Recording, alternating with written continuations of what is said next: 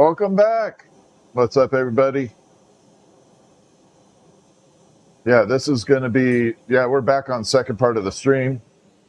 In fact, I need to grab me a little drill bit here, a little drill. We're definitely going to be melting some glass, big time. I'm going to create a little blobby blob here. Hold on, I got to cut this tubing. Let's go ahead and cut it up.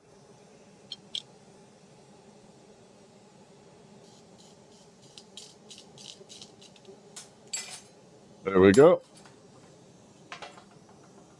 And here we go. Oh, come on, open up. Here we go.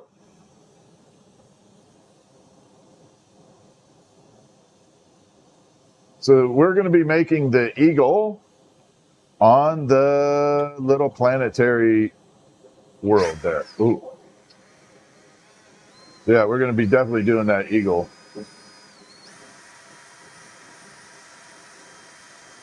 Right now I'm doing the ball for the eagle.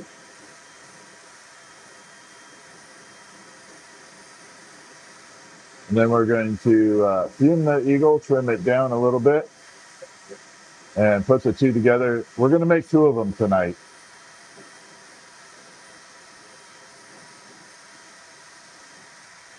Yeah, we're definitely going to make them two. Let me separate this. I think I'm going to need my major flame tonight.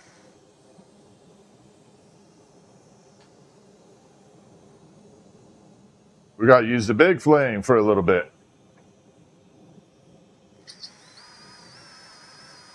That's a flame.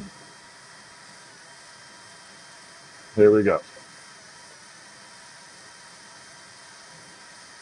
Yeah, this is going to be an awesome. Oh, good, Dragonfly. Who'd you end up getting it from?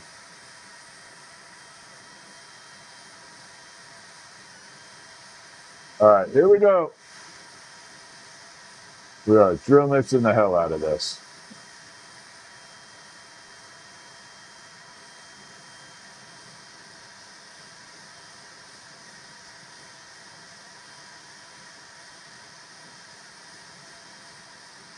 Okay, good. Very good company.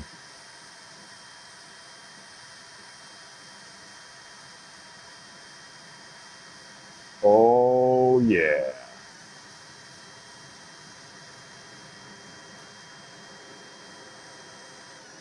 Separate that.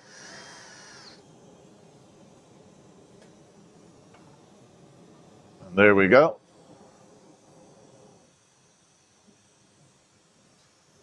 All right, I got everything I need to go on this one now tonight. Yeah, we're going to make two of these versions. I'll help you with your points. Yeah, I'll help you learn how to pull points. We'll do a video conference, or you just tell me when you're going to go on live, and I'll join you, and I'll help you pull them. I'll teach you.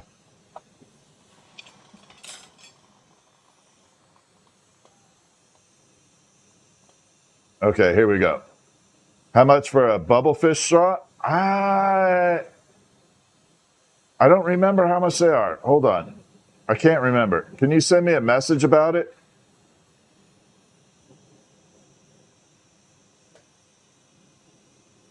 I don't have the pricing right in front of me. They're brand new. I normally don't handle the pricing. Stephanie does. Okay, so we're making an eagle on top of a planetary look, like a planet. $10, what's up? How you doing, my friend?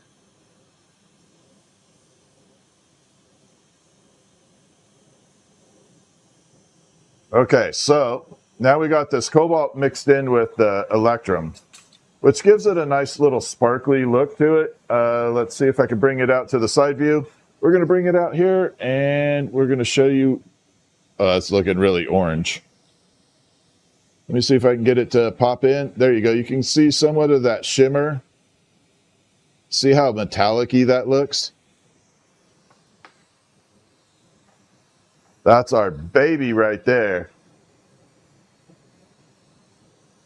So we're going to add in some, oh man, I don't know where I put the amber purple. Ah, crap. I put amber purple somewhere. Holy crap. I think this is amber purple. So now we got this sitting here, and we're just going to come in and we're going to start buzzing it all in here. So we're going to mix this color in.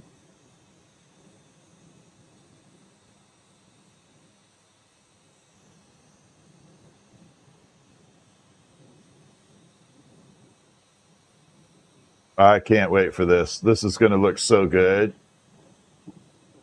It's going to look like candy in a planet, a planetary piece of candy.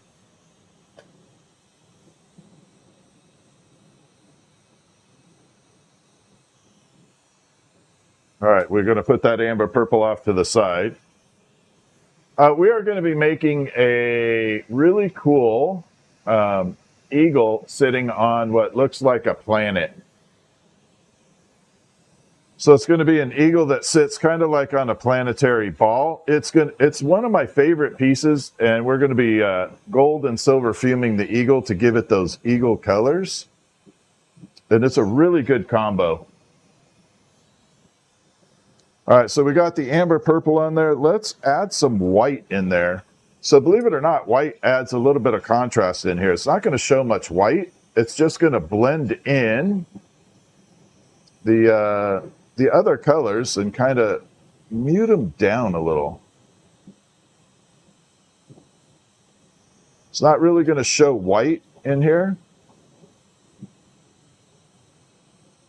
but it mutes the other colors down a little bit. But this eagle sculpture is by far one of my favorite items. And I've got like 10 of these eagles pre-made. So I might make 10 of these throughout this month now. Might make 10 of them, and then we're going to put it together. The eagle's already done, so that's the cool part. We don't have to do that. All right, so now you can see we kind of got the white going through there with the amber purple and the blue. And then we got to grab some of the shimmer green, and then we're going to add a little lime green to it too. And then we're going to mix it all up like taffy. Yeah, we're definitely going to be mixing the heck out of this. It's going to look fantastic. These are this is what I love doing right here. I like doing things that other people don't. People make eagles, but this is going to sound really bad, but they put them in that manzanita wood, and I hate that.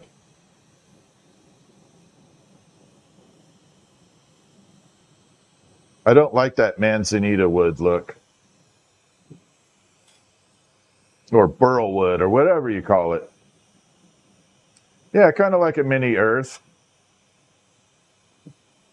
Okay, and then we're going to add the lime green, and then we're going to come across and we're going to mix everything together. I should throw a little black in here too. Just a tiny bit. Let's put a little bit of black in here. So the black is a very dense cobalt version. So in order to get black glass, you only have two methods. You can make a really, really rich cobalt, like a super rich cobalt color, and turn it black, or you can do green.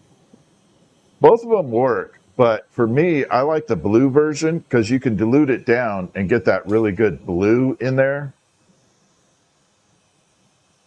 And that's what my go-to is.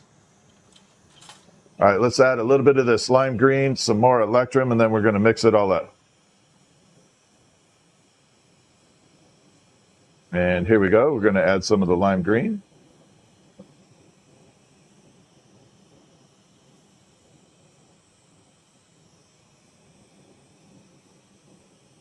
And mix it in. Yeah, this is going to be a fantastic piece. We're making two of them tonight. I got two eagles prepped.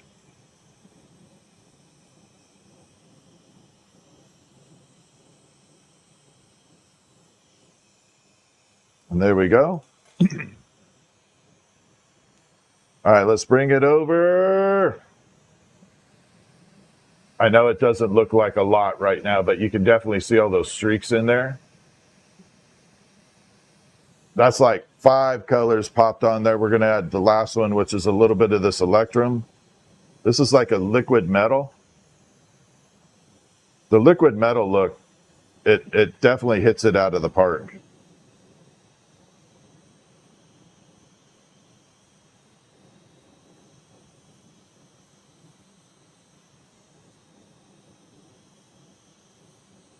But don't need a lot of it because it goes a very long way.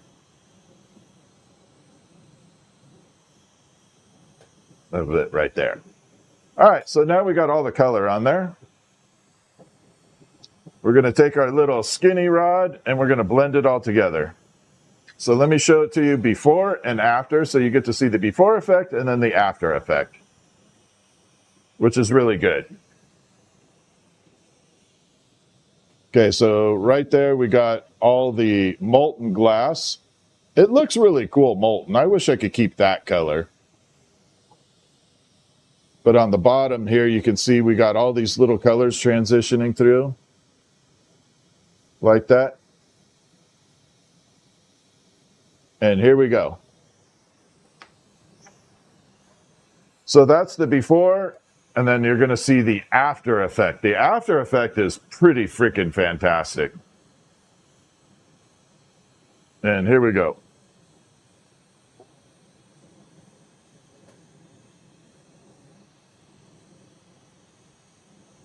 And I just start adding these little tiny swirls in there. Either like, you could call it one of two things. You could say it looks like mini galaxies in there. Or you could say it looks like a tide pool. Like when the tide goes out and you got the little tide pools in there. It can look like that too. They're not very far off from each other, to be honest.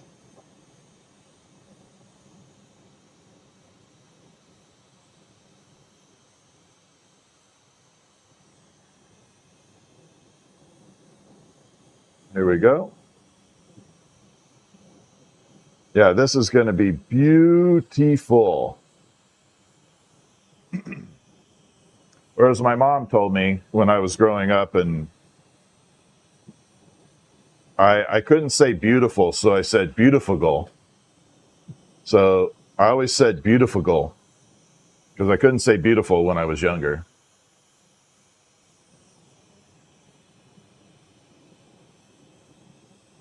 And she recorded me saying that when I was young. I was like, really, Mom? You had to record me? But I'm glad she did.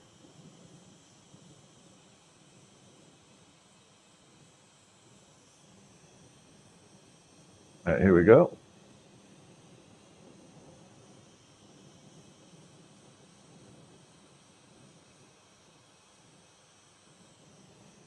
A little bit more, and I think we'll be good to go. Oh, this looks so freaking cool. I can already see it. Oh, I can't wait to put this together. I'm glad someone mentioned the eagle. I don't remember who mentioned the eagle, but it reminded me to do it.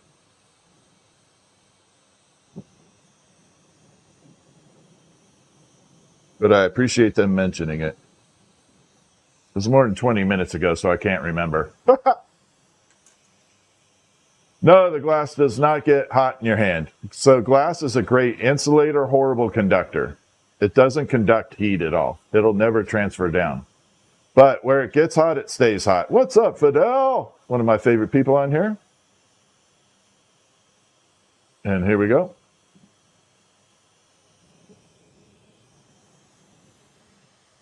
And we're going to start rounding this out.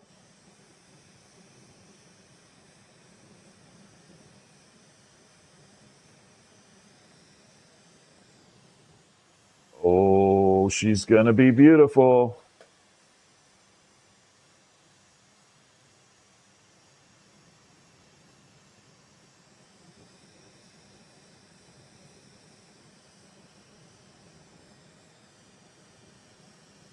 Oh, man.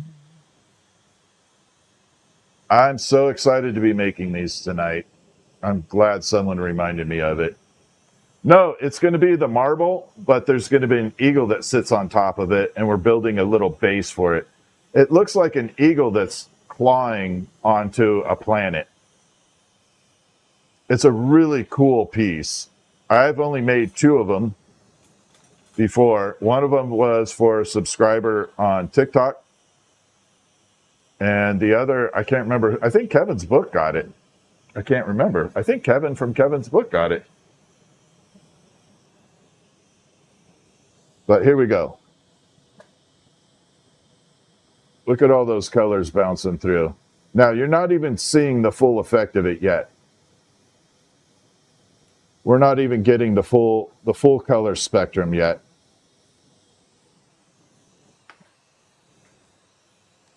All right, we got to transfer over to another punchy rod, and then we're going to make this into the planet all the way. We're going to take the eagle out, and actually I'll punch it up with blue.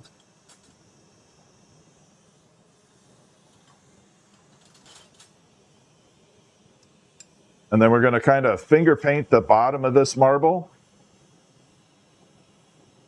And then we build the base for it. We got to color the eagle with the gold and silver.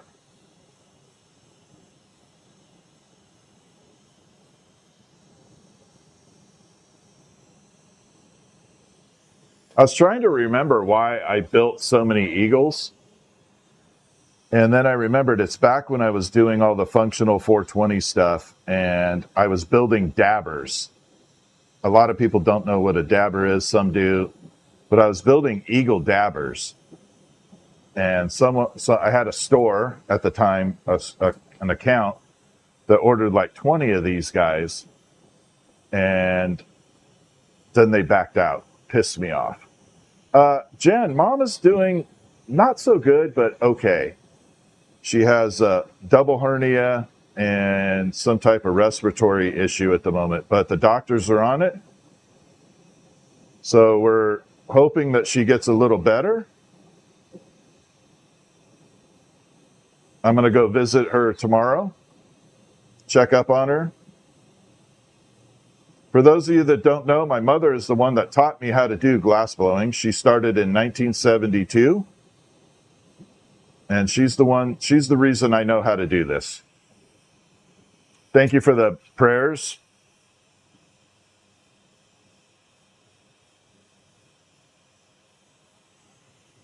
Louisiana. Yeah, Washington has some seriously crazy names. Like one of the craziest names in Washington is a city called Puyallup. But if you were to phonetically sound it out, it would look like Pulliup. It looks like Pulliup. So anybody not familiar with Washington, I can tell who they are because they'll say Pulliup. And the actual name is Puyallup. All right, here we go.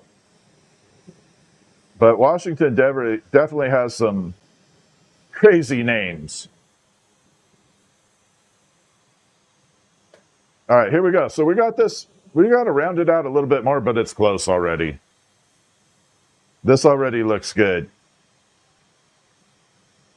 Then after we get done with this, we're going to grab the eagle. We're going to add the coloring to the eagle, and then we'll build the base for this.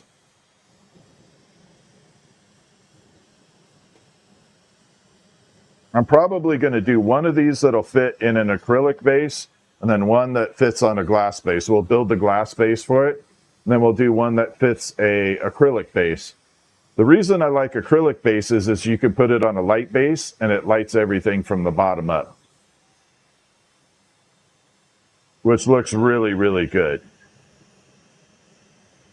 And the nice thing about the acrylic base is it comes out of the base, and then you can go ahead and clean your item without having a big chunky monkey on there. You can separate the two pieces. All right, so we got that done. So this will be the bottom of the globe. And here we go. We got some colors bouncing through. And now you can see we got that planetary look going at the moment. Now the base of this marble is all cobalt. So when it starts cooling off, all that red you see is the cobalt glass. It's just super hot right now.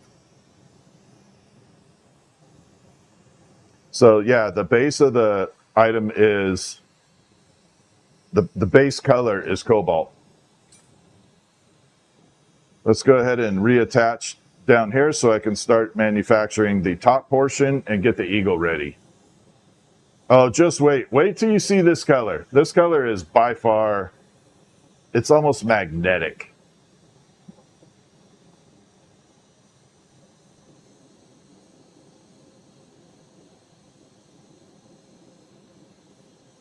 We've got to put a really nice strong attachment right there so it doesn't crack or break. But when the piece is done, it really does look like the eagle is gripping the claws on there. Yeah, Christy, thank you for joining back in.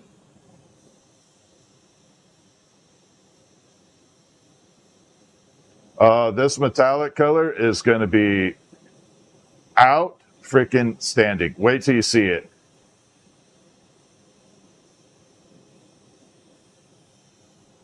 And if you all are watching right now, if you could do me a favor, the more comments, the merrier. So the live stream is really dependent on comments, like people interacting with the live stream. So if you wouldn't mind commenting, I'll try and answer questions. And sometimes you may have to say it 2 or 3 times. Thank you, Sandollar. Sometimes you have to answer the thing 2 or 3 times or ask it, and then I'll get to it. So if I don't answer your question right away, it's not that I'm ignoring you. I just don't see it if I'm engaged in the actual item. Thank you, Jen. Fred, thank you. And here we go. Is it scary? Nope, not scary at all. You know what's scary? The ghost that lives in my studio. But it's not really scary. But I do have a ghost in my studio. Many people that are following right now that will be in chat will comment. They could probably comment, I do have a ghost in here. The coolest session of it was you saw the shadow go all the way across my bench. It floated across it. It's like paranormal glassblowing. It was pretty awesome.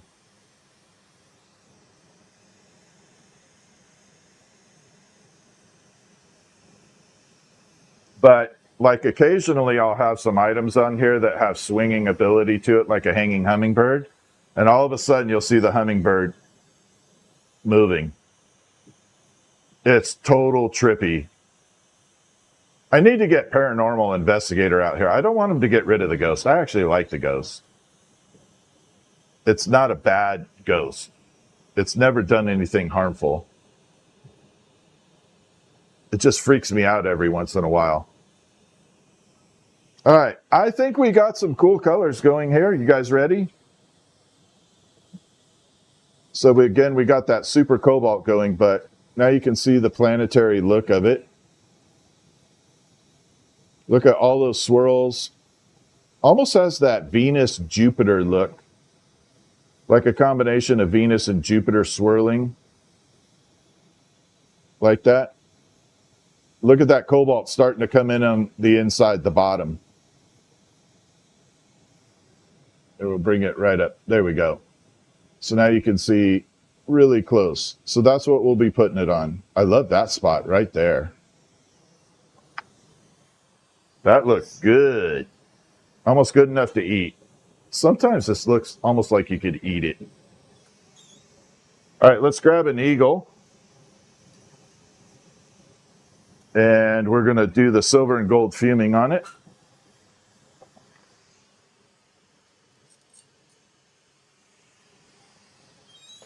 See, this is what I was saying. They were dabbers at one time. That little point down there is a dabber point.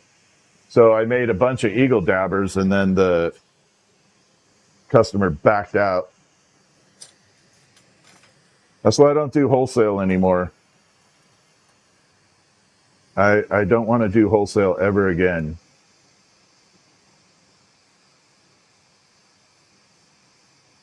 All right, we got to attach a little fronty right here. And that's what I was saying when we do, when I do coaching. Dragonfly, paranormal glassblowing could be a thing. I know, right? Thank you for the super chat, Dragonfly. I couldn't agree more. All right, there's our eagle. And now we're going to go ahead and color this guy up into eagle colors. It's going to be beautiful, I promise.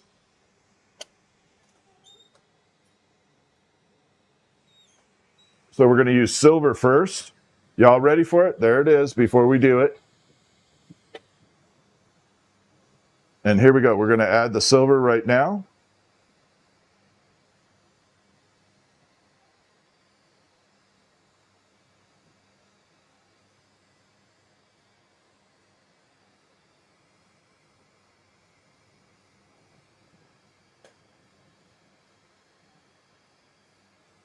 Trick is I got to fume it without melting it.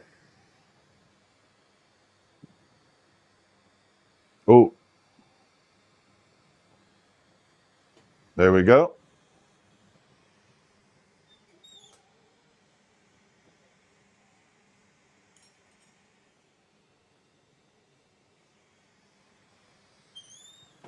So now you can see we got the eagle all covered in like a golden color right now from the silver fuming. What I like about the fuming is it adds in the detail. It lets the detail actually... Oh, Daisy Tough Kevin, hello. He's awesome. All right, let's burn it in there.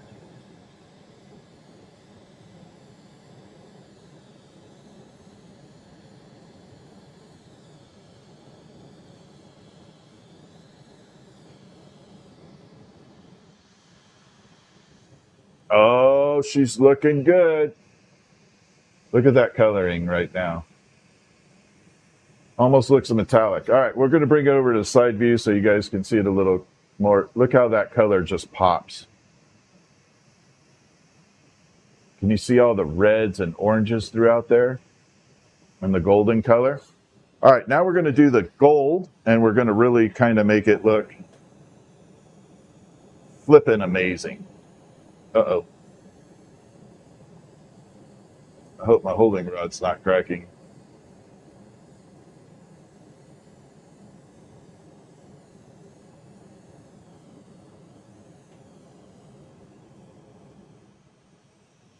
All right, let's grab the gold.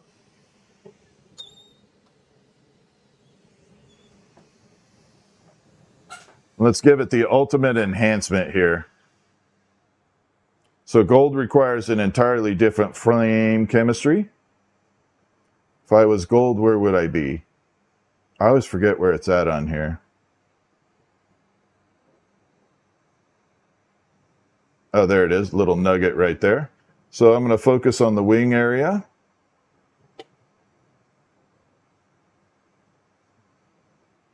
Let's try and move it out so I can expose that gold. There we go.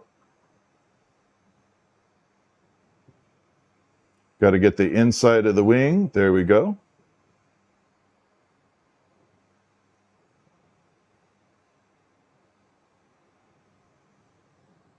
And a little bit more right at the tip on the edge here.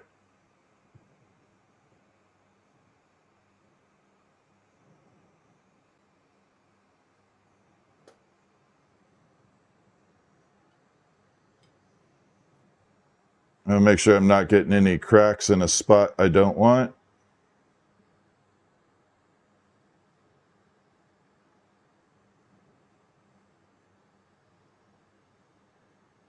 Nope, we're looking good. So now you can see we got the colors bouncing through there. And that just almost doesn't look glass anymore. We'll do the side. See all the colors firing through that?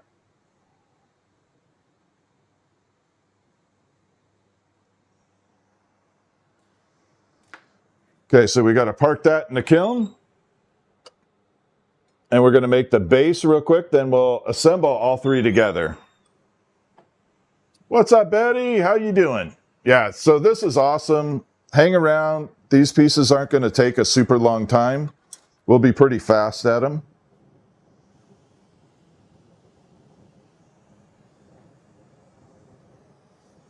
I'm kind of scared to do cobalt tubing.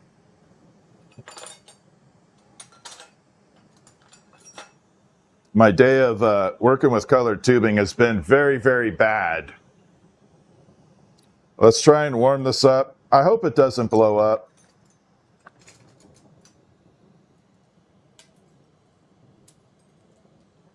All right, we're going to try and heat this up. There's a good possibility that this will blow up.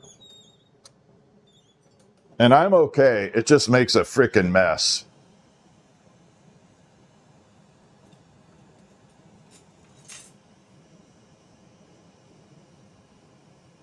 Ah.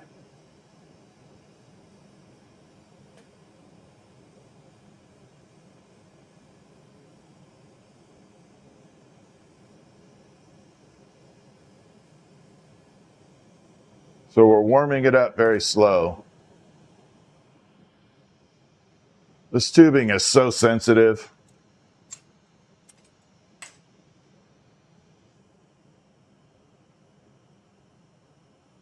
I need to get a Bunsen burner up here so I could preheat it a little bit. I have like several Bunsen burners, but I don't have them hooked up.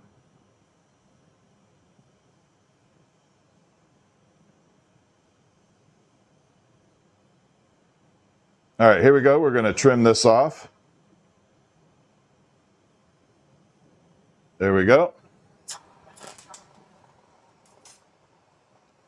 All right, so here we go. It's either going to be really good or really bad.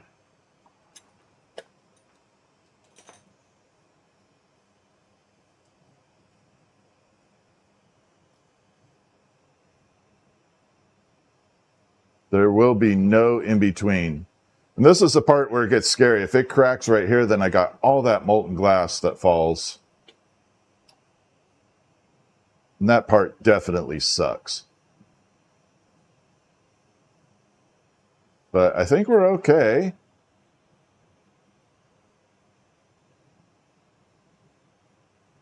If I can get down to this point right here, I think we'll be good to go.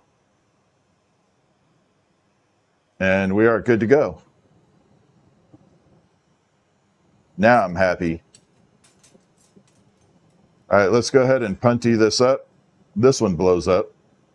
That's so funny. All right, here we go. So we got to heat the rest of this tube up. We're going to compress it down a little bit, thicken it up. And then, yeah, it's going to look awesome.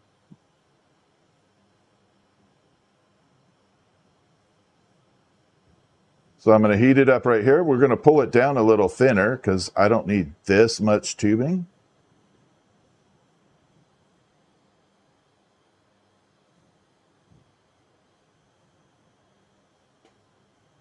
There we go.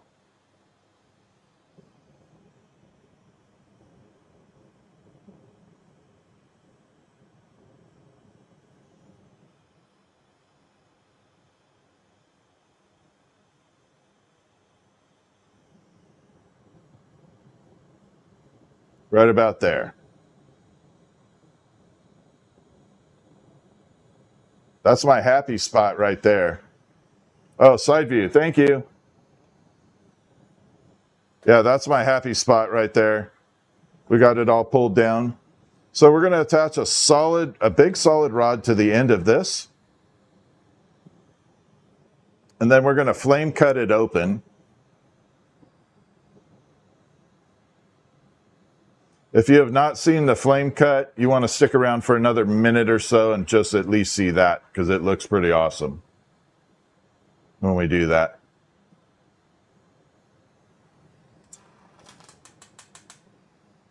Okay, so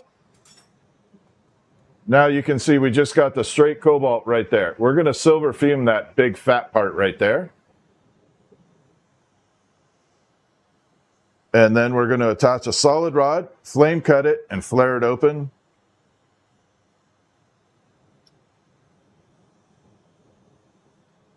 Let's grab our silver. So we're going to change the whole flame chemistry and the way this looks pretty quick here. Got a little silver right there. And we're going to silver coat it. Ooh, she did good. Oh, yeah.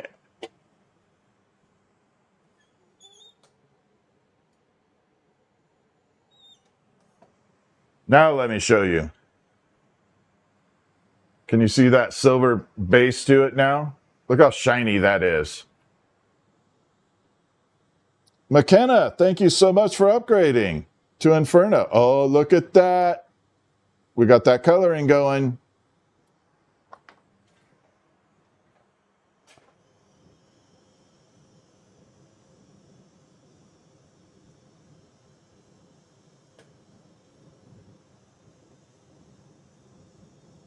All right, so audience input right now. I need it from audience input.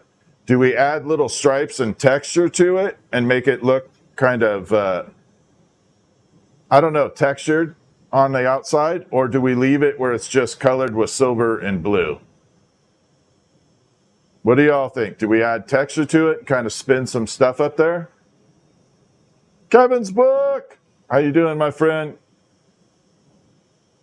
For those of you not following Kevin's book, you got to give him a follow on TikTok. He is an amazing person, an author.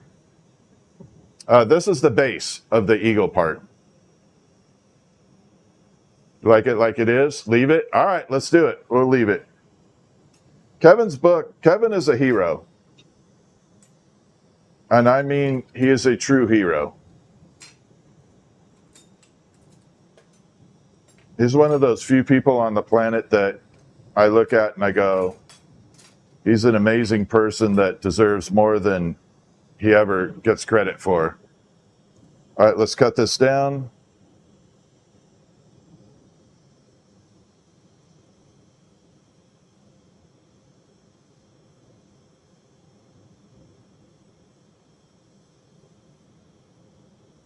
Yeah, Kevin is a true American hero. Actually, a worldwide hero, because what he did wasn't just limited, I don't think, to the U.S. Kelly, I don't remember how much these are. I think they were $75 for this particular piece that I'm doing. I think it's $75.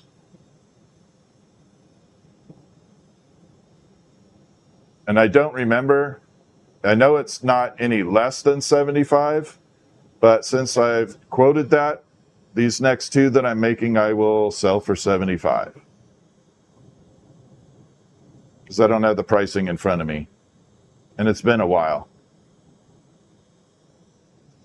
All right, so what we got to do here is we got to heat it up with the flame. Then we're going to blow into it very, very hard. A lot of pressure. And that's going to create a bubble, a very thin, thin bubble. And that's what we're going to do.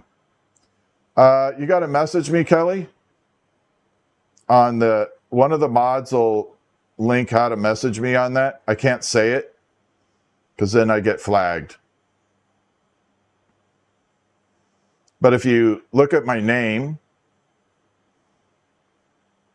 it'll direct. My name is the site.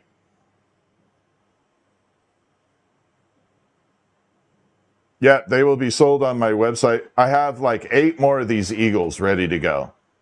So we can definitely make more. And hold on.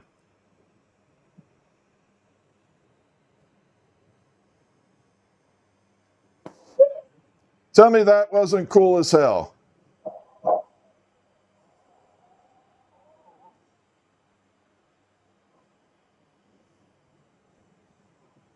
And now you know how to make wine goblets. See that?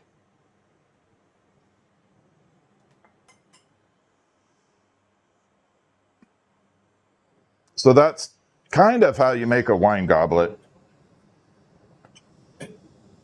I got to move my my foot pedal back because it moved up. There we go. Okay, so now number 2, I got an uneven surface down here all the way around. So we're going to have to take some scissors and cut that off. If I can find my scissors.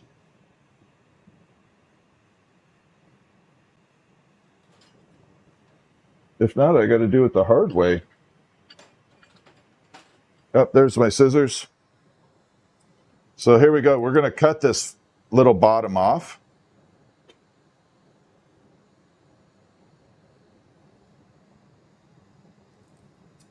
Just trim it up nice and even.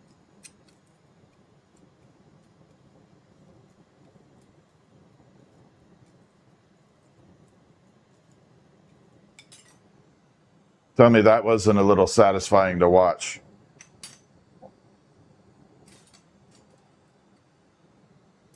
And then there's the little curlicue we get from it.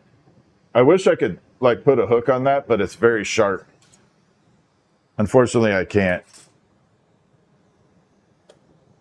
All right, so from here we got this little bell shape. So you can see on the inside, it's all solid. We got this kind of little bell shape. So the trick to this is we're going to use centrifugal force and kind of flare it open just by heating it up and letting centrifugal force flare it out. Don't have to use any tools or anything manually. Just got to control the movement and the flame. Yeah, I'm going to leave it on the side for a moment so you guys can watch it. I'll bring in the filter here so you can see what I see. So that's how I see the world right now. Big difference, right?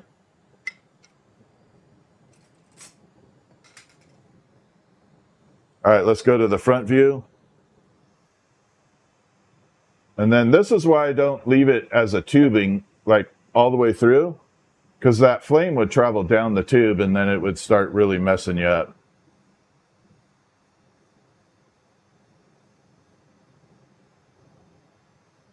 All right, now we got a little bell shape right there. And here we go. Now that I know it's thick enough, we're just going to start heating it up and rotating it around. And it's going to flare open on its own.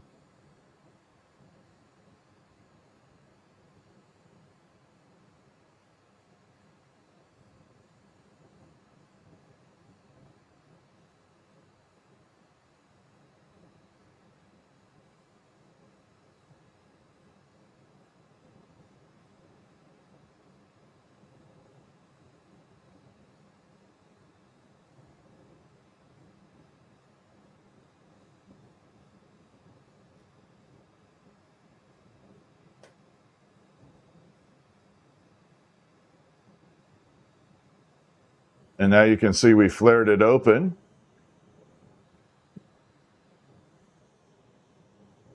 And we have that little bit of an opening now, and that'll be the bottom down there.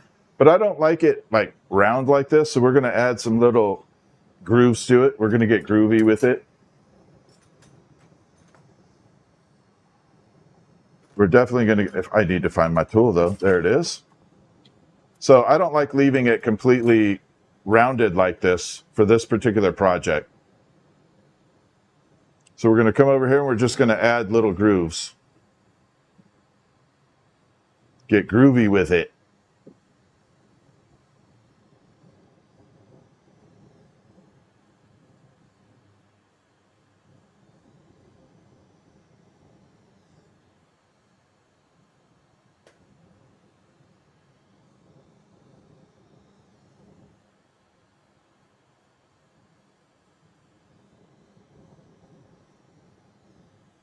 So two reasons I like this. I like the way that it looks, but more importantly, when you add these grooves in there, it creates a little stability. It's much more stable with these grooves than without.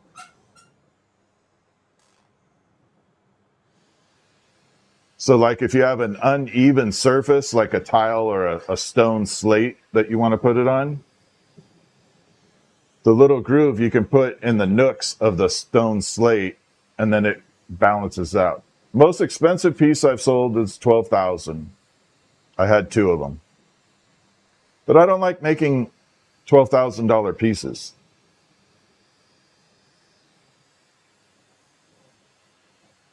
I'd rather make $1,200, $100 pieces.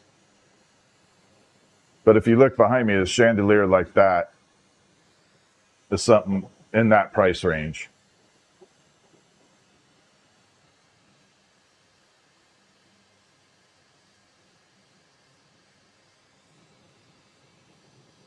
But I'm not here to cater to rich people. I mean, rich people can buy. I don't mind if someone has money. But I want to kind of get my stuff out there to everybody.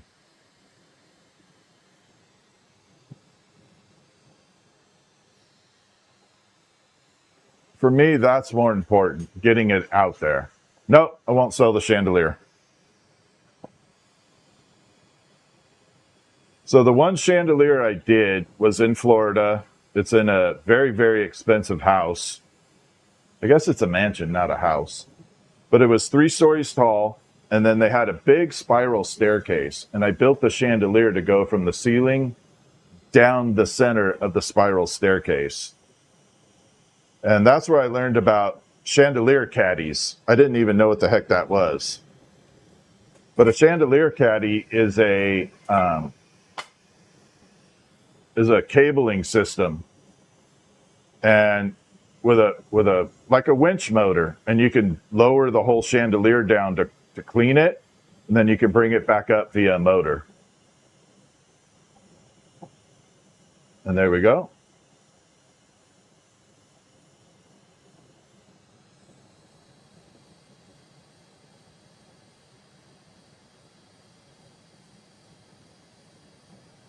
All right, now we got a good base to it. So there we are. Now you can see we kind of added all those grooves in there, and then we got the coloring up here. All right, let's go ahead and start assembling everything.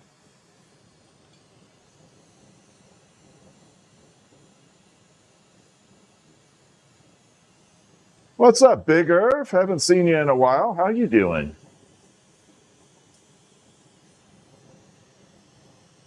And here we go. We're going to add this, pull this off.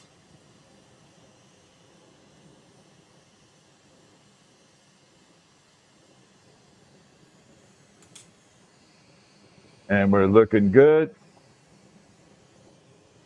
So now you guys can see the coloring up at the top. So that cobalt with the silver created that color versus that. And there we go.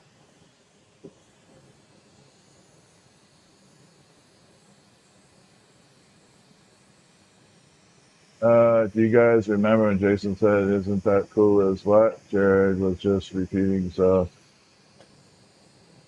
Yeah, it doesn't matter. All right, here we go. So we're going to add the marble onto it right now.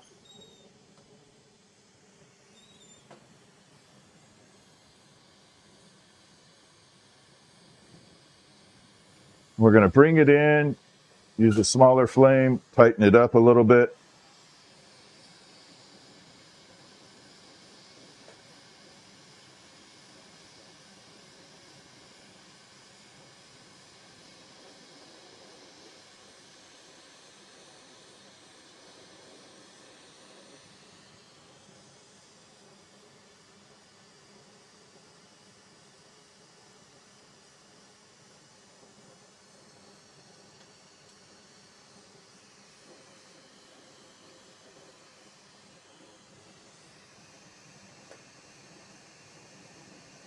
Got to line it up really nice so it sits. I know it sits well.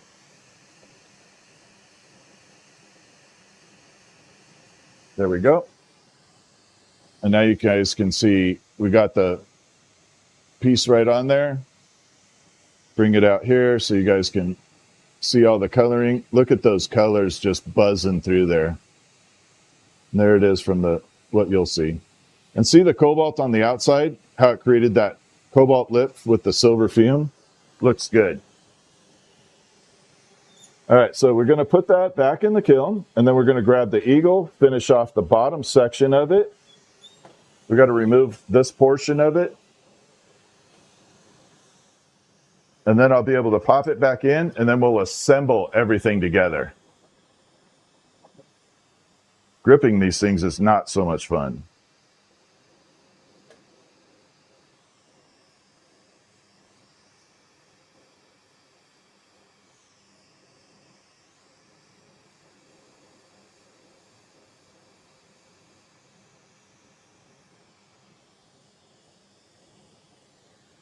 or grip it here.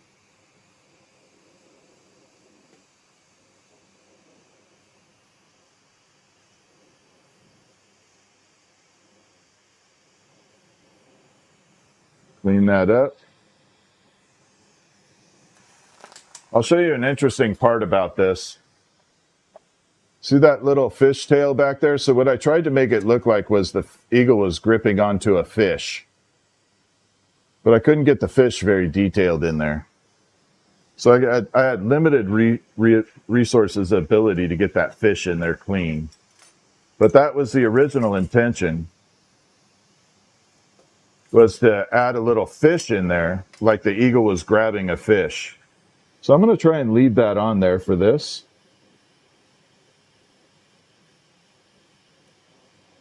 Not remove that.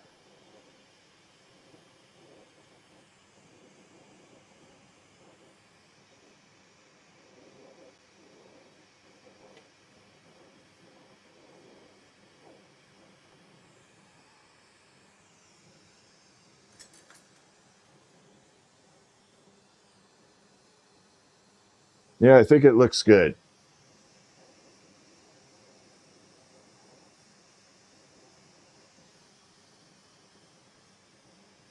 So there are the colors. I'm going to try and bring it to the front. See how it looks like it's gripping a fish down there?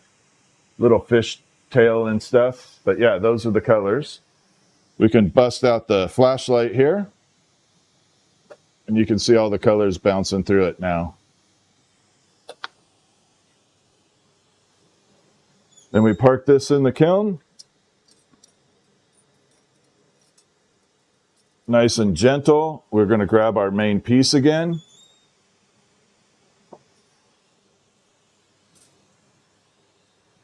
And separate the ball at the top and put the eagle right on it.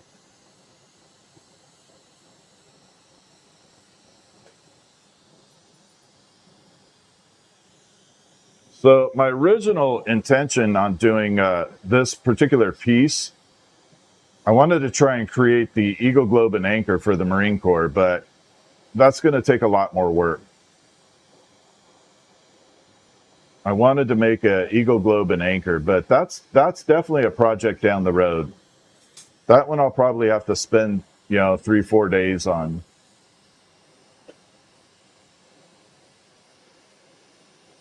All right, let's remove that.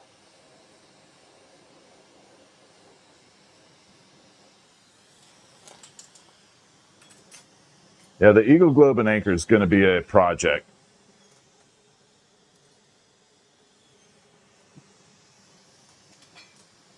All right, let's go ahead and assemble.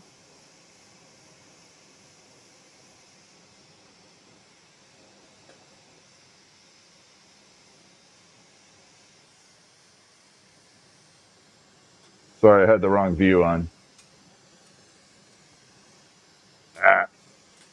Changing the view got my grip messed up here. There we go.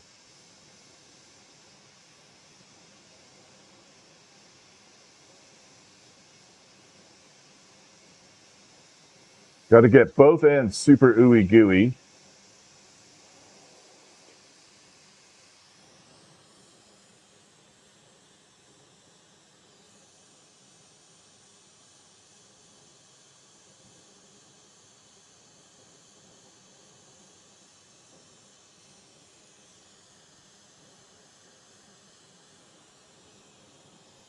Bigger! Thank you very much. All right, so let's pull it out a little bit. You guys can see it's going to sit pretty flush. Let's check out the look of it. And there we go.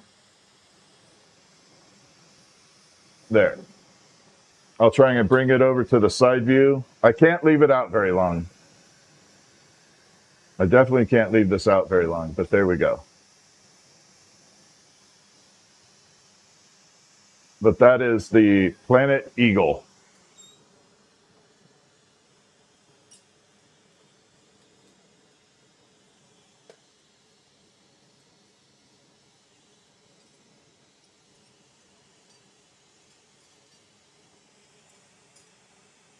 I got to move stuff around in my kiln.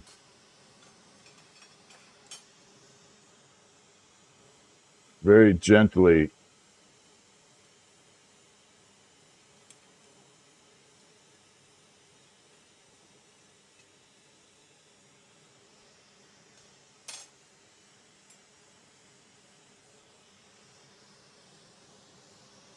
Okay. So what do you guys think of that one? That'll sit in the kiln for overnight. So that'll sit in the kiln overnight. It's going to be fine. I got to get rid of this later. All right, so for the second one, oh, I definitely make hummingbirds. That was the first item I learned to make. So on the next planetary look, what do you guys want? Do you want more blues, more greens, more reds? Should we do more reds, blues, greens? What colors? So like a hot McKenna's, thank you so much. Oh, you're welcome. So should we do reds or blues? Up to you guys. I would like to do red and blue, Kevin, but it doesn't come out well. The blue and red don't mix on that one. So do like a red, like a hot, what looks like a hot marble. Okay, let's do that. So the first thing we got to do is get this blue off here. We're going to have to use the drill. We're going to mix it up. So I got to create a punty rod for that drill. I think I got one right here. This will work.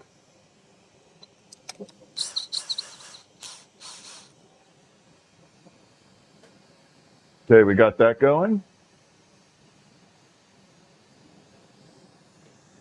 All right, so the first thing we're going to do is we're going to create a clear glass globe with the shimmer glass. It's going to look kind of metallic-y. Did you get my email with the? No, I gotta check email, Daisy. Stephanie's gone right now, and she normally handles the email, so I'm a little behind. I apologize. If I have not responded to someone's email, that is why right now. Okay, so let's get the shimmer going, and then we'll add the reds. Where is my shimmer glass? So this is the shimmer. It doesn't look like much right now. Oh my God, what is that? Christy, thank you for the spring. That looked really cool. But you can see that kind of bright metallic-y color to it. So we're going to use that metallic-y at first, and then we're going to jam it into the... This might be a little short because I got to make a big globe. This one will work. So what I want to do is create a base of shimmer, and then we'll add the reds and all the colors to it. Oh, it would definitely shatter if it wasn't in the kiln.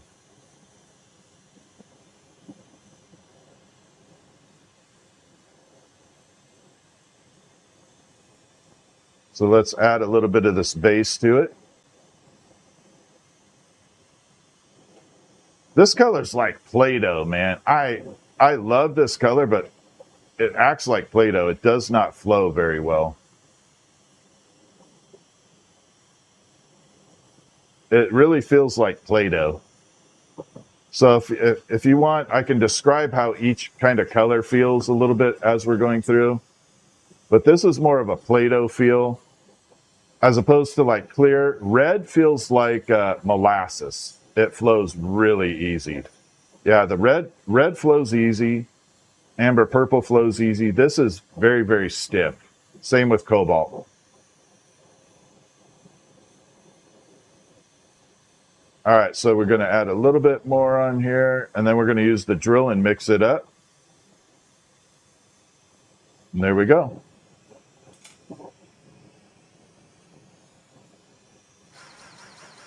And here we go. I'm going to bring a larger view because you guys are going to miss a lot if I do it this way. And here we go.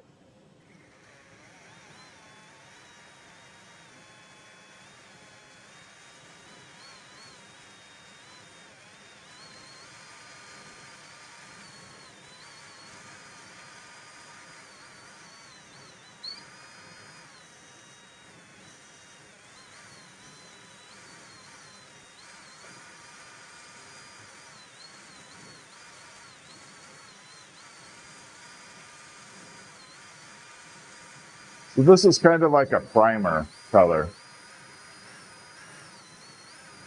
It's like the underlayment. It's a primer color.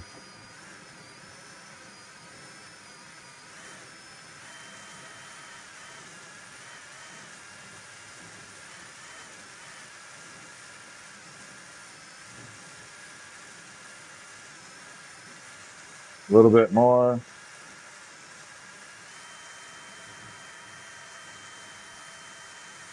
So we're taking it, diluting it down a little bit. Yeah, this dilutes everything down.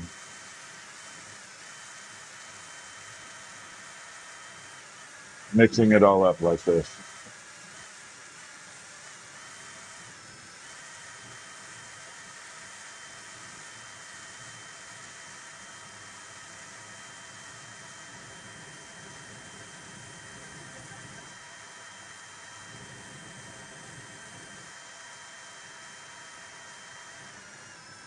All right.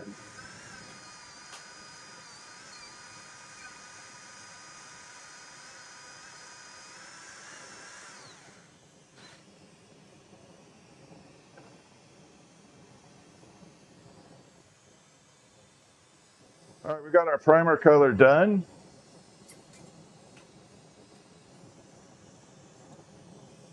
And then I'll show you. So when you flash the glass, see that little crack right there? So that's what happens when you flash the glass. So it hits the flame for just a second and then doesn't get fully melted. It just flashes, it creates that crack. And the way to fix these cracks on here is you tap it off. And then it's all done.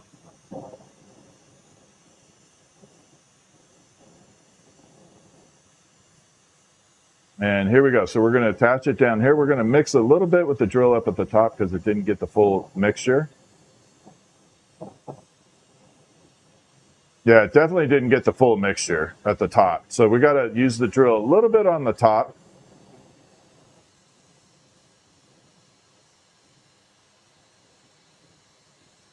And thank you guys for hanging with me so late at night, but this will be worth it. And then we'll finish the pen that is a dagger tonight. We'll finish the pen dagger.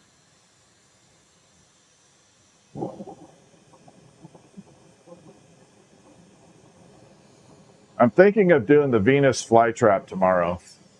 Like a Venus flytrap sculpture. What do you guys think?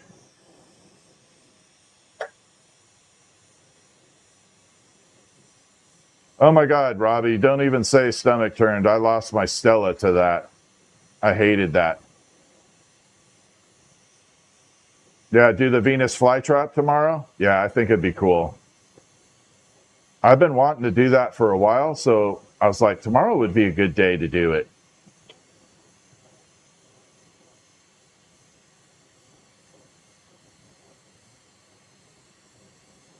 All right, we're going to pull this off and down. Here we go.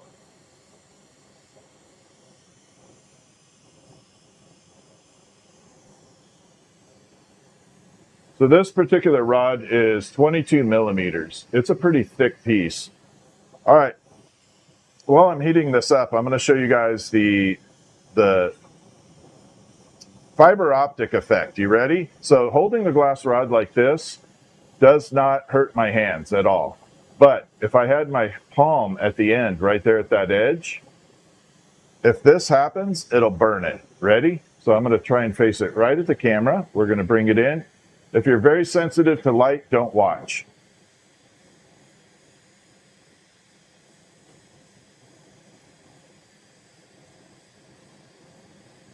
Look how bright that gets.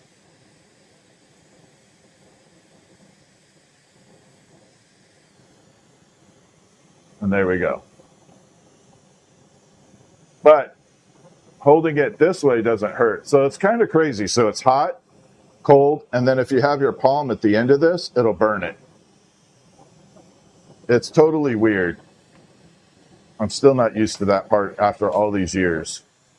All right, let's take a look at this color before we get too far, so I can show you what we've created so far.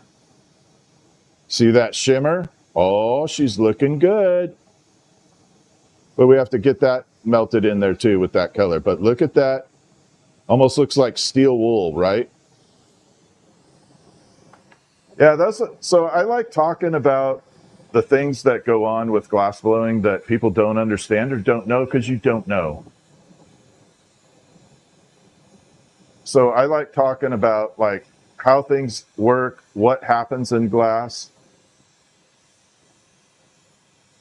There's a lot of little fun facts that happen that you just don't know. Oh, can you guys, oh, you can't see it. So this just moved. I'm going to put it up here for the ghosty. Let's keep an eye on it, see if it moves. I don't know if it will again. It just moved on my bench.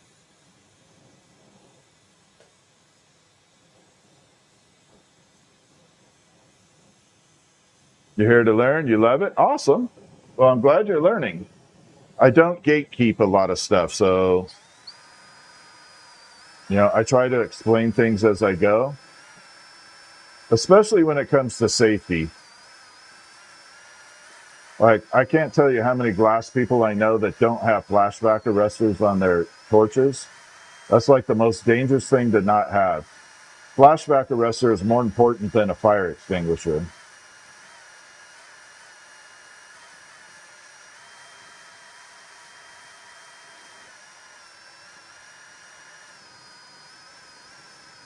All right, there we are. I think we're good. I don't need this drill anymore, so we're going to pop it off to the side.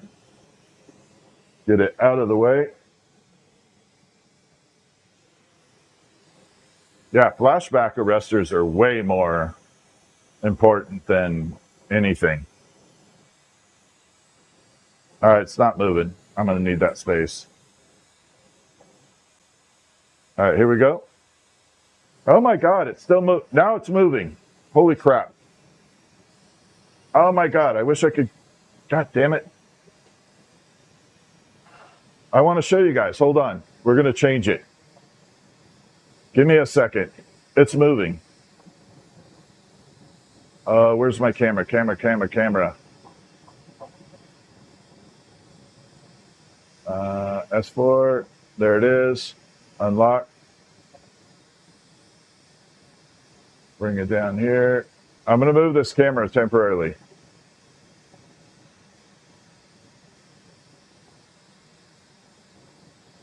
Give me a second. It's moving. I promise you. See it moving in the bottom right corner? Oh, I wish I could do full view on that. It's moving.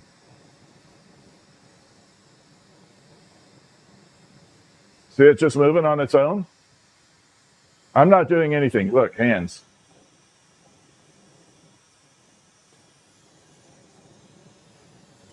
I can't even tell you. All right, so I got to bring it back down. Let me see if I could do this. Hold on. Let me remove the logo here.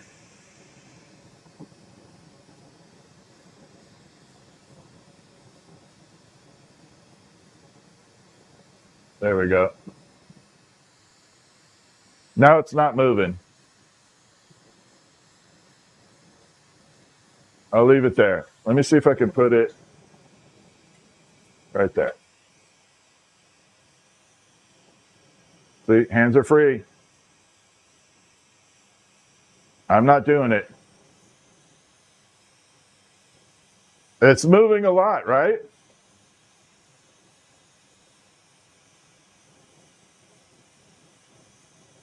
Hands are up here.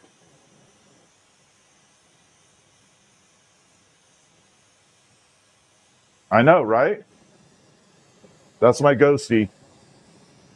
All right, so we got to add in the reds. We're going to do amber purple on this too. So we're going to use this red right now. Like I said, I don't have a problem with the ghost. It really doesn't do anything harmful. Sorry, ghosty, I need to move that.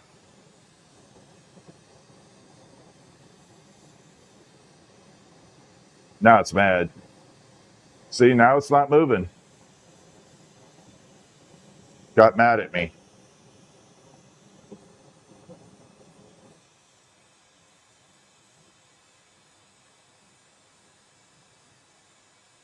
All right, here we go. We're going to add the red in.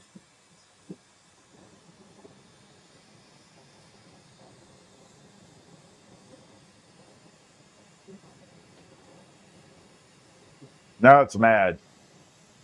No, no bubbler pieces. All right, let's add this red in here.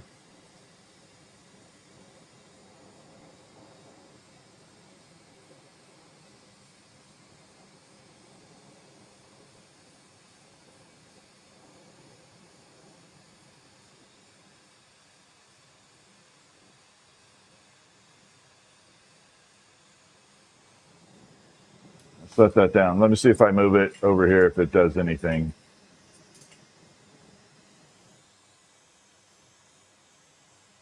All right, we're going to go over to the side view. So I want to show you what this red does. So try and keep your eye on that little section right there. We'll see if we can get it to pop out red.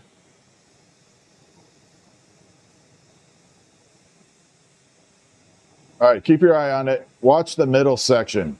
It should start getting darker. Keep your eye on it. Oh no, there it is. See it getting darker right there? That's the red forming up.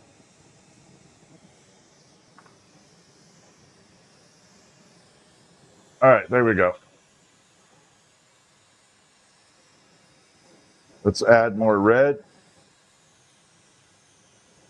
I know, it's freaking... No, I have not named a ghost. I was trying to figure out names for it.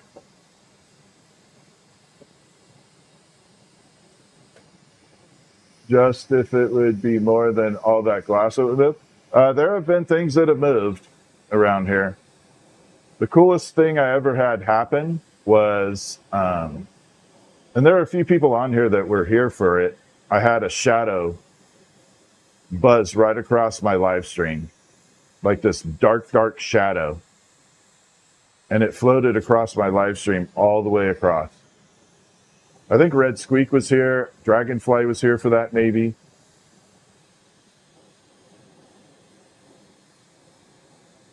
There we go. So we're adding red around the whole thing.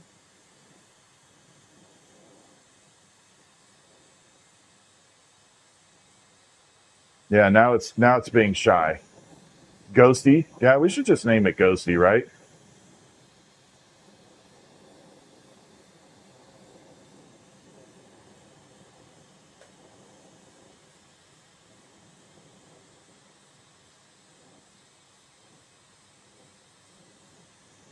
A little bit of red right here.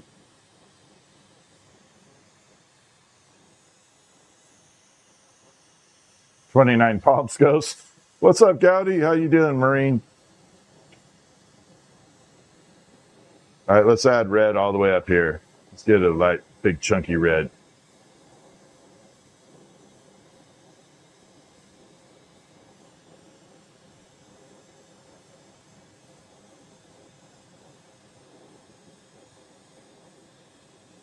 There we go.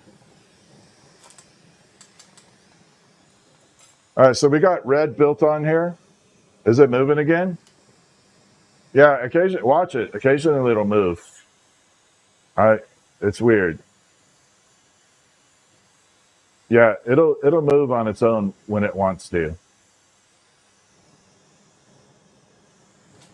All right, we need amber purple.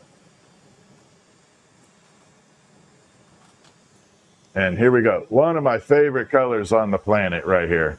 Speaking of planets. All right, here we go. See how you'll see it. Oh, there it goes. Look at that. Not doing anything.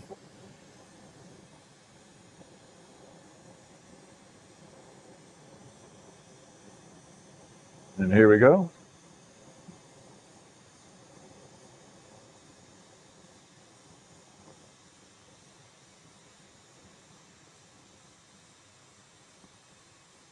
I may have to add butterscotch to this color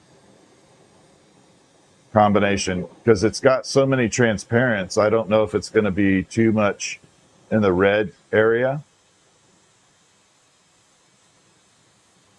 And it has to have something that kind of reflects off of.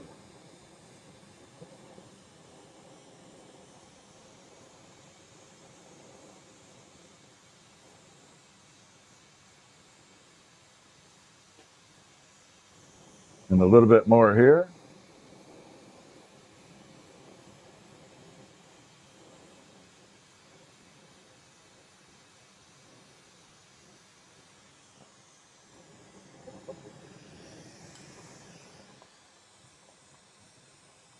There we go. Now we got multiple colors bouncing through it. Look at that. I wish I could keep that color. Wouldn't that just be the most coolest color on the planet if I could keep that reddish?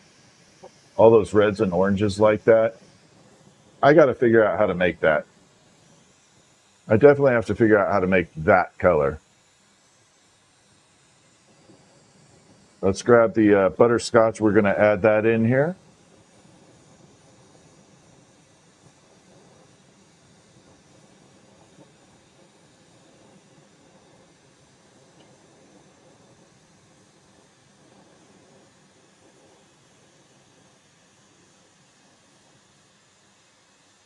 There we go.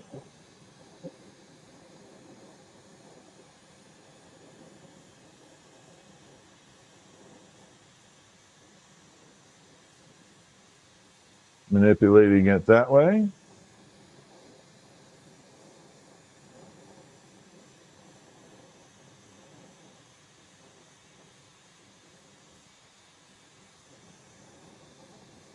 Any butterscotch there?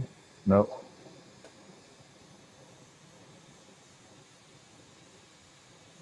There. And we'll bring it out. So again, we got just a lot of swirly colors in there. While it's molten, it's really hard to see all the colors. Well, we might be able to get a little bit out of it. Oh, look at that. Oh, we're getting the colors going now. Almost looks good enough to eat.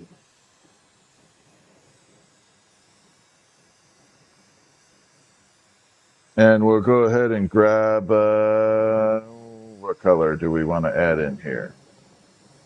Maybe a little bit of the electrum.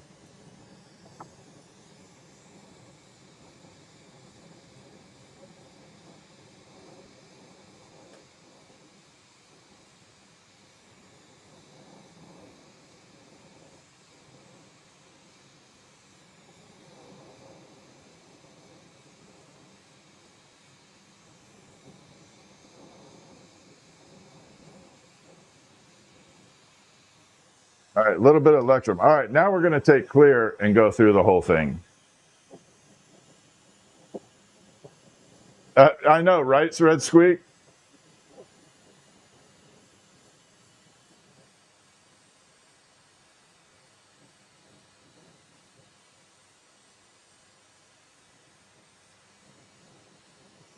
All right, let's grab some clear and go over it. You know what, Christy? Those would look really good as a skull. And here we go. Last little bit, and then I'll show you what the combination looks like. So this process here is called finger painting. It is literally like finger painting with 3,000 degrees. So when I'm moving the glass now, it's about 3,300 degrees Fahrenheit in order to get it to move like this. We're going to create these little tiny swirls like that. Oh, she's looking good. Oh, I got lots of little funky swirls going on.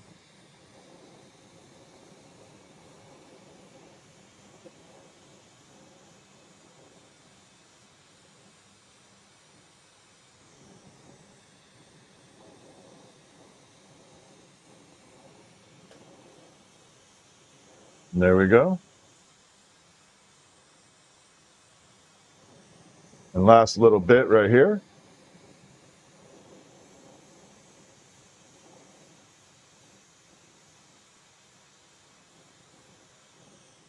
And there we go.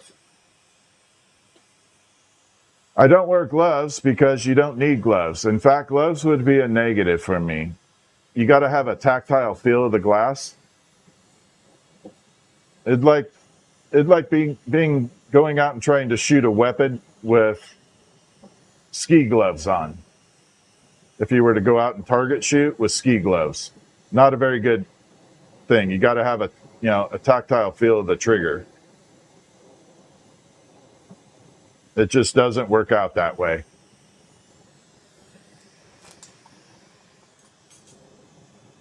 All right, let's take a look at what we got.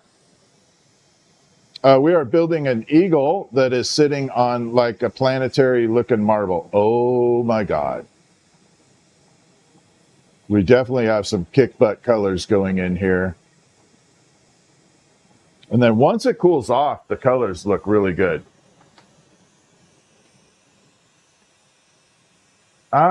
You know what? 30 kilowatt splits. Thank you for sharing. I'll continue doing what I've been doing for 32 years. But thank you for sharing.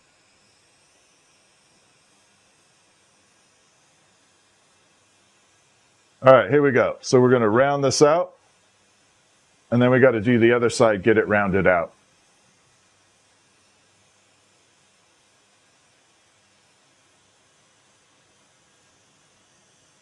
Oh, this is going to look awesome. This one's going to be really cool. So this one I'm going to mount in the acrylic base. And this is going to allow the light to transfer through from the base all the way up. So you can put it on a light base. I like the glass bases too, like a glass stand. But for this, I don't know. I'm very partial to the... All right, we got this little guy. So again, we got a crack in the glass like that. You can see it shattered right there. And that's the residual flame that hit it. And in order to get rid of that, you just take it over here and you go to a hard surface and pop, off it comes.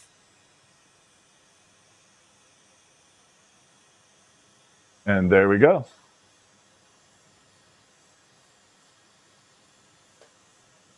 And now we're going to come through and pop it in. I'll show you what the acrylic base looks like. I still have the manta ray here. I can't believe it. Nobody's bought that, which is okay. I like the manta ray.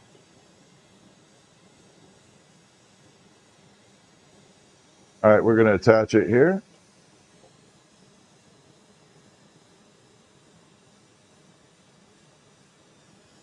Like that.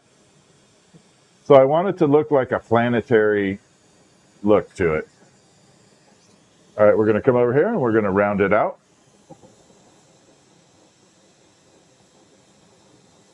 John, thank you so much, John. Hey, John, by the way, can you text me or email me? Nothing bad. Actually, it's pretty good. So if you can just email me or text me, please, John. Later, at your convenience. No big deal. My finger's pretty toasted. I had to put a Band-Aid on it. But you can see right there, it blistered up really, really bad. And then I popped the blister. I don't like the feel of the blister when I'm trying to make glass. It kind of feels funky. Oh yeah, let me get this kind of melted in. I'll show you the manta ray. And here we go.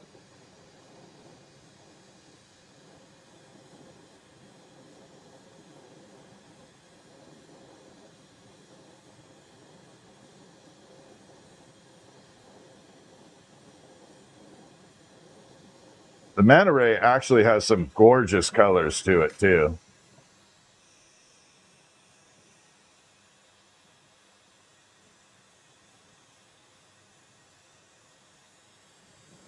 And here we go. All right, so now we got to round this out. You'll see we kind of have a all funky shape right there. So we just got to round it out now. We'll use the marble mold up here and get it all nice and round.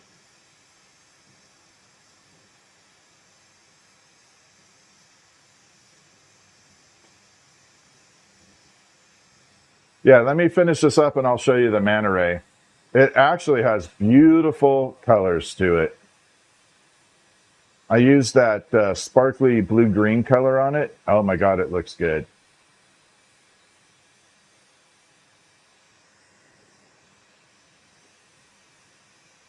Now we just got to let gravity do its work. Theo, yes, please message me. Anytime you want.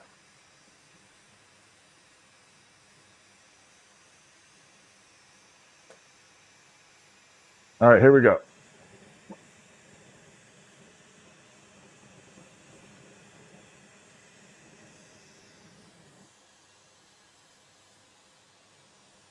Oh, this is going to be so freaking beautiful.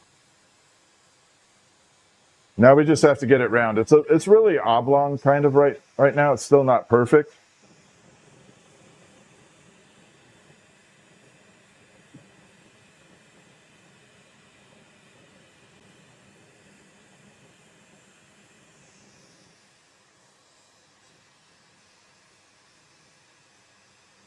There we go.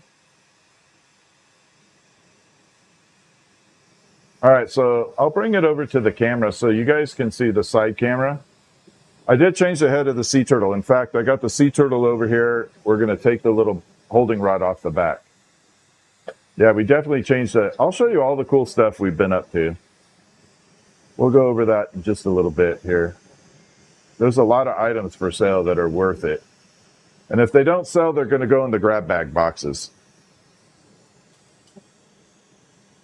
Okay, so, oh, I forgot to say it. I was going to show you the side. So I don't know if it's really visible in camera, but where the rod is attached, you can see this little section down here. It's not quite round, has a little bit of oblong to it. And I don't like that. We want to make this thing totally round.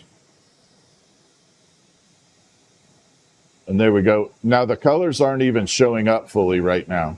We're going to get some amazing colors in here. They're going to go into like the really Jupiter type color, like the planet. Let me switch this around and then I'll show you all the other stuff. I'll bring out the sea. We'll do the sea turtle on live here.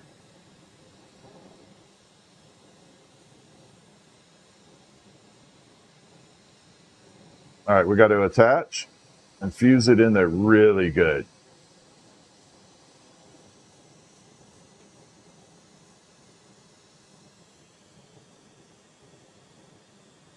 All right, we got a nice solid fuse.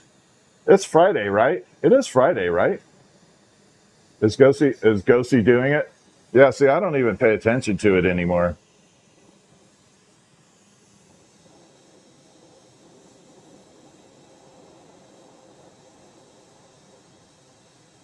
Yeah, I'm kind of immune to it anymore. I just forget about it. And Ghosty does its own thing. The only time Ghosty, there's 3 times that really caught my attention. One time, it knocked something off my back wall over here. It like knocked it off. Nothing, didn't do any damage, but it was a big, loud boom. And then when the shadow came across the stream, that was kind of freaky. And then there was another crash sound. Technically Saturday. Well, it's still 9:30 my time, so still Friday. So tomorrow night we're going to do the Venus flytrap. We're going to make a Venus flytrap sculpture.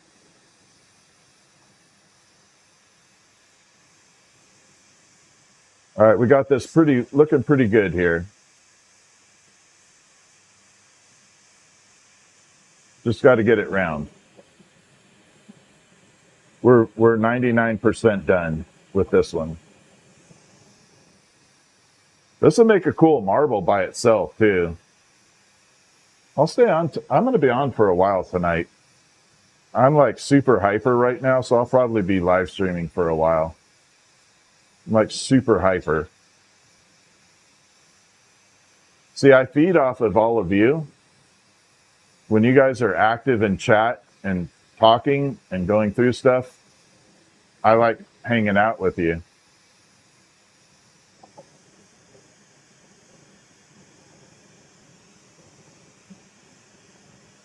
I kind of feed off the energy you guys put out there.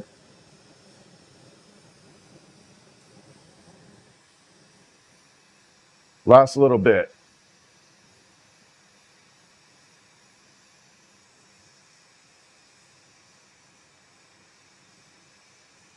Okay, that's it. We're good to go now. It's perfectly round. Good to go.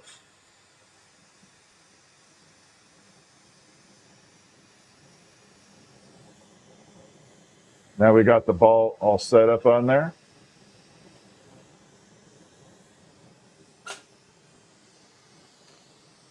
Come over to the side. I'm going to try and do the bottom so you guys can see a little better. Look at all those colors coming through.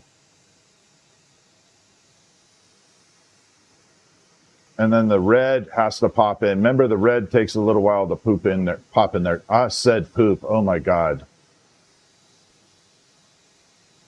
You guys are getting crazy, Jay. Oh, look at that color combo right there.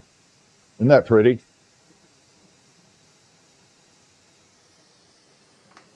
I said poop. I can't believe I said that. All right, we're going to park that in the kiln temporarily. And I'll show you the manta ray. Got to stretch. So there's the manta ray on the acrylic. So this is the acrylic base we'll mount the eagle in like that. And it allows, see, watch. See how it lights up the glass when you put a light base under it? And that's what I want for that eagle. But there's the manta ray. Look at those colors. And I don't know if we have any uranium in this. I don't think we do. Anyway, but yeah, when you put it up like that, it just lights everything up on it. And then hold it this way. Aren't those colors just fan-freaking-tastic?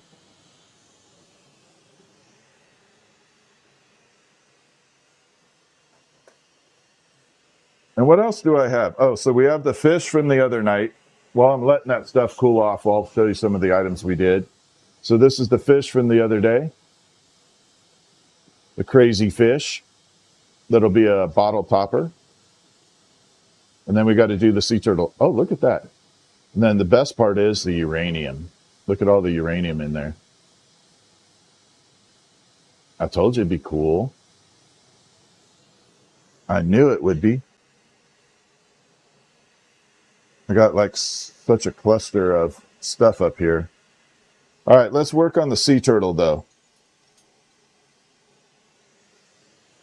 So this is the sea turtle we did, and I did change the head.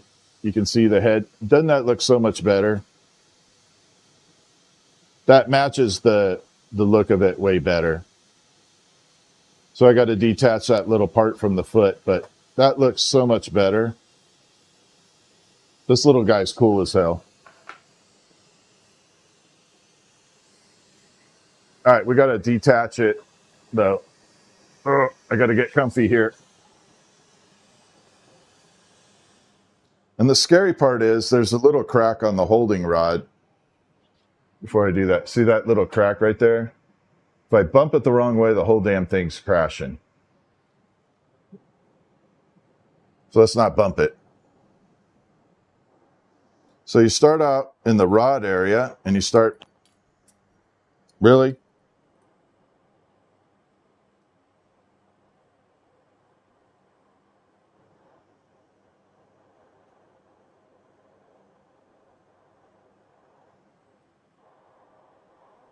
Then we're going to come in here and just kind of detach it very gently. I don't want the flame running into the body of the turtle. So that's why we're using a very small flame.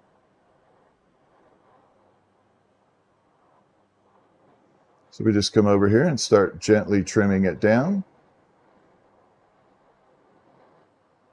Then we'll run it through another kiln cycle because this won't be tempered properly in the back.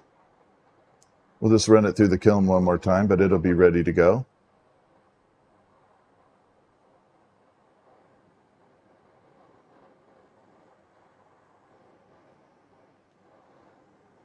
Bring it out here.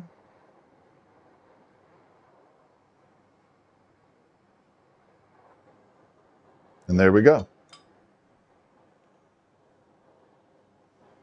So now you can see the turtle, it's all detached. We're all good to go.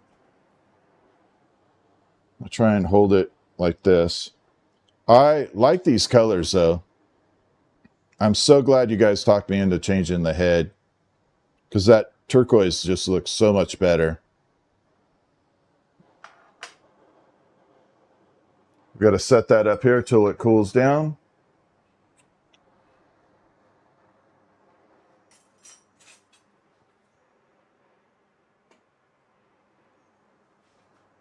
Had a cable wretched down there. All right, what else did we have to do? I think that's that. I got to finish this dino. I didn't find it. I didn't finish firing the dinosaur. We got to fire it in the kiln and pull the tail off. So we got to get the dino all completed too. We can actually pull the tail off right now. Let's go ahead and do that.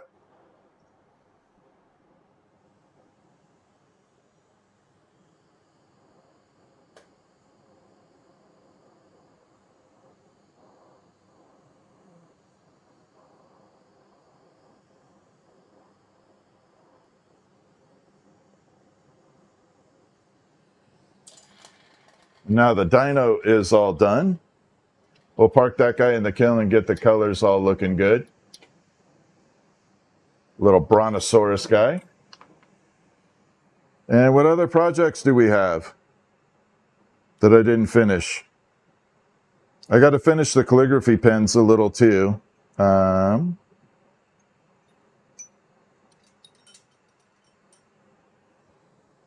This is the gold nugget calligraphy pen. I got to finish, I just have to trim that up and this pen will be ready to go. So this is a calligraphy pen that takes the metal nibs. So we'll finish that guy up, but look at that gold and blue. She is beautiful color-wise. Let's go ahead and finish that up.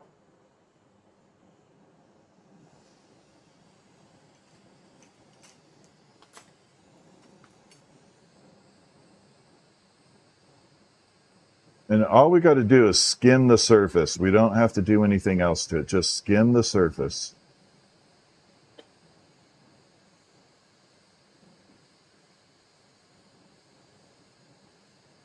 Then we run it back through the kiln.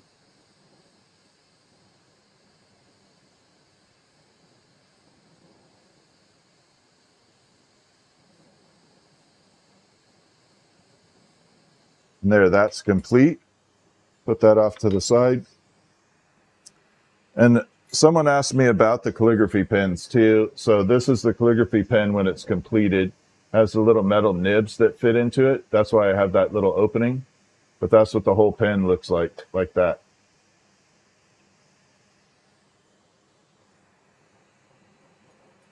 Okay, next step. Last thing I'll show you. We do have this hummingbird available. This is the one that I went crazy on with all the colors. We did a remix on it.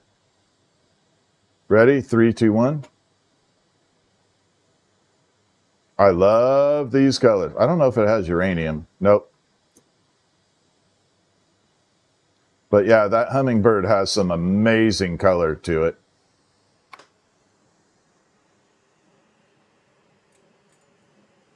All right, we got all that done.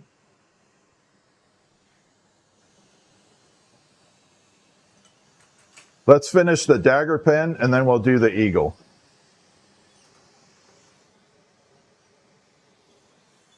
So this pen is going to be a dagger pen. So there's the blade right there. Then we're going to add in the little handle to the back end and finish it up.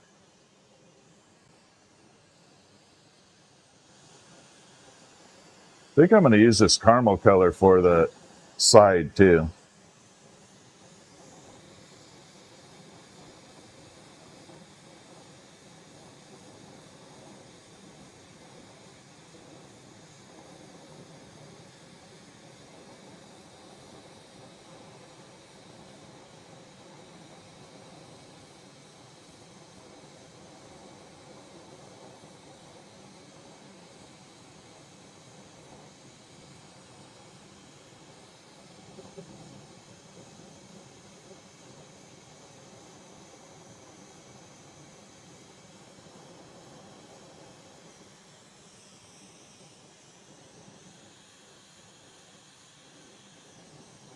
Come over here and we're going to add the little side nookies onto the other side.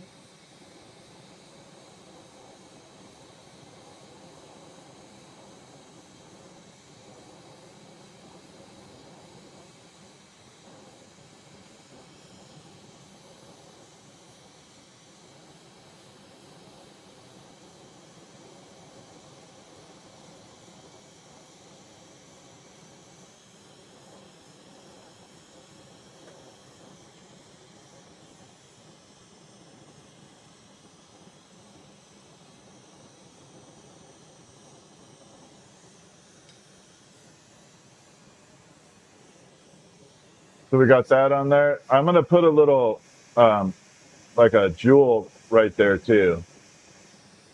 We're going to add a little uranium onto it. Do I have some uranium handy?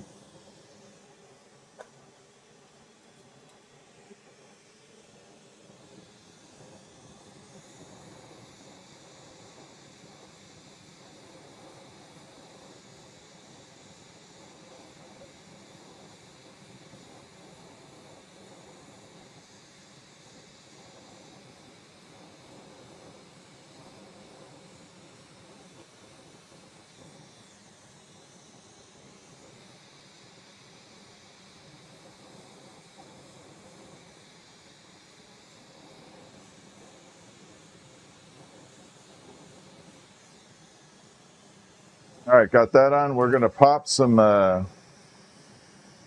I got a little bit more amber purple, which I do. We're going to pop amber purple on top of the uranium and give it a little bit of that uranium glow, but with an amber purple touch to it.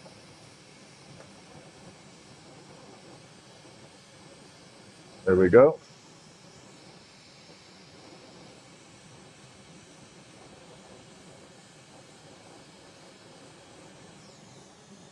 All right, so we got the little jewels on there. We have to go through and stamp them. I'm hoping I got a stamp right handy.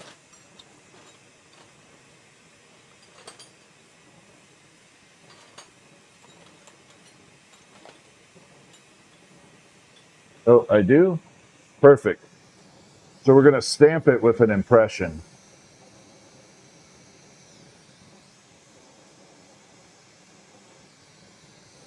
And then I think I'm going to add a dragon head to the back of this dagger, like a little dragon head for a pen. So this will be a writing pen with a Bic insert.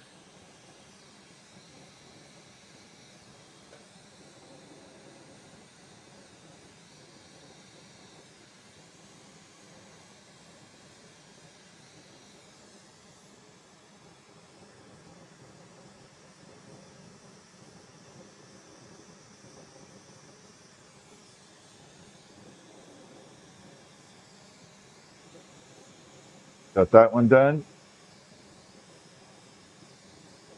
So we're putting a little like pattern into it.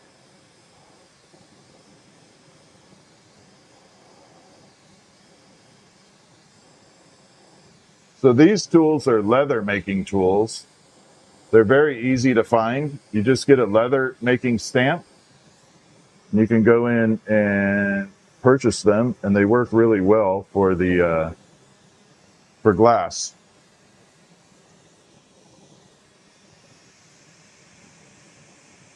I don't know if you can see that stamp in there clearly. Let me bring the light over. I don't know if it's going to show yet. Yeah, there's a little pattern in there. It's not showing all the way yet. But yeah, I think a dragon head on the back of this would be cool. And let me show you the tool that I use for that. So this is the little stamp. Let me pull this back here. Oh, it's too dark. So now you can see that's the pattern I put in there. It's very faint right now, but these are little leather making tools. So you just get these, you can buy them. There's a couple places you can buy them from. But yeah, you can use leather making tools for all your stuff. Is the turquoise one of your rare colors? Or no, turquoise is pretty easy to get. I'm working on a new angel. Could you mount the fish and sea turtle together? I think so. All right, we got to finish that eagle. So I'm going to bring the eagle out. We're going to color it up with the silver and gold. Actually, I think I'm going to do this second eagle just gold.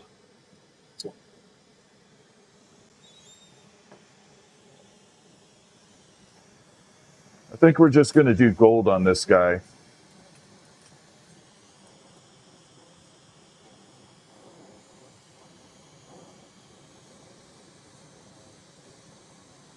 We're going to give it that really, really golden look to it.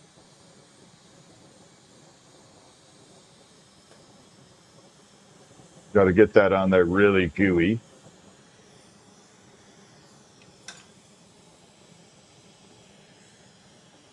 Got to let it cool down and solidify. Yeah, put both tweezers over there. All right, we got to warm this up a little.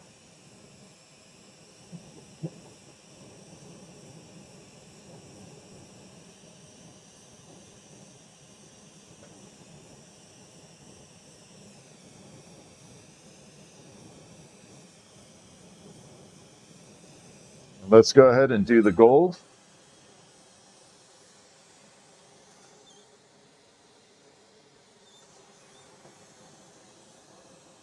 All right, you guys ready to see the coloring? Are we close in? No. Here we go. And here we go. We're going to change that eagle color right now.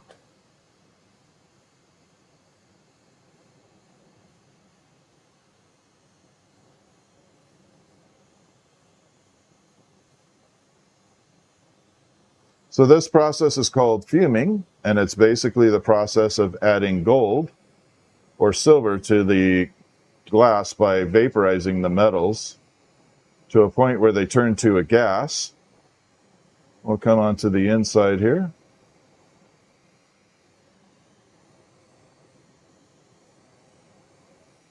Oh man, my gold got trapped right in the crease. Ah! Get out.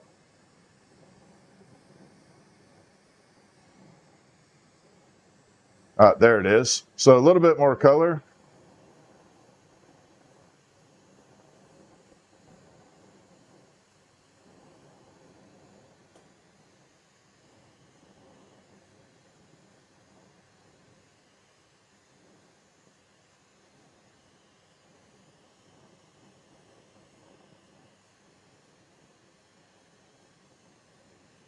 I've got a little fin, a little bent there.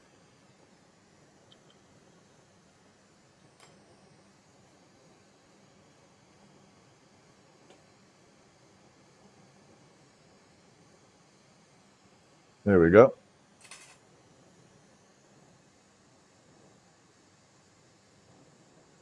All right, let's fix that up a little. So we're going to bring it out and show you what the color looks like now. Bill! Oh, you got it, Bill. You got them? I hope you like them. And that color just looked fantastic.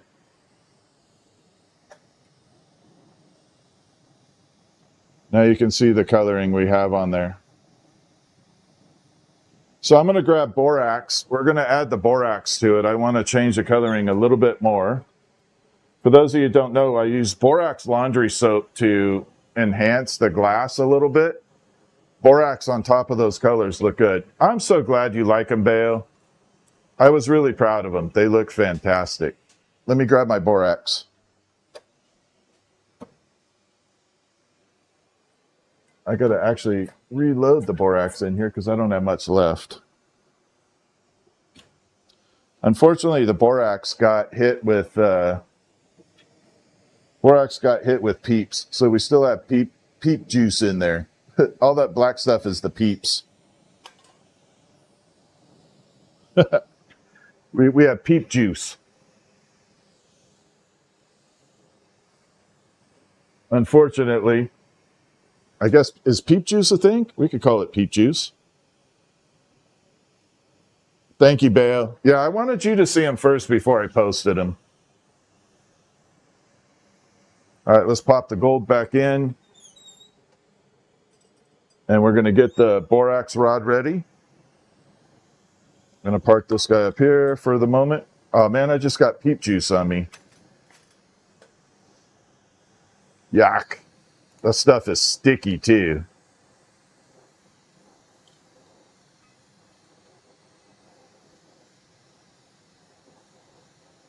All right, here we go. We're going to burn this off right here.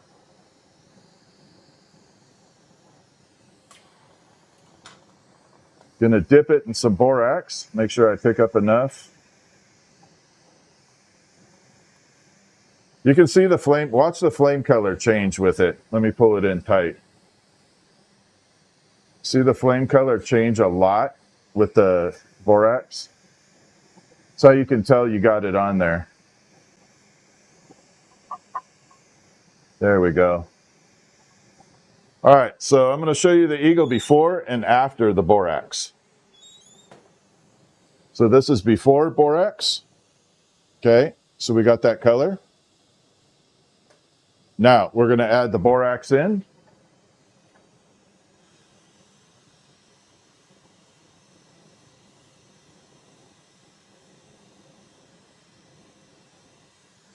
A little bit more.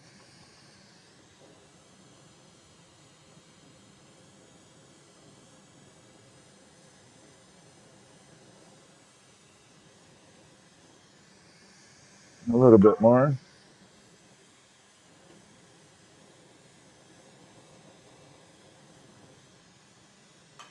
And now I'll show it to you. I don't know if you're going to tell a big difference here, but see how it went more cranberry with all that? It got a little bit more cranberry color to it.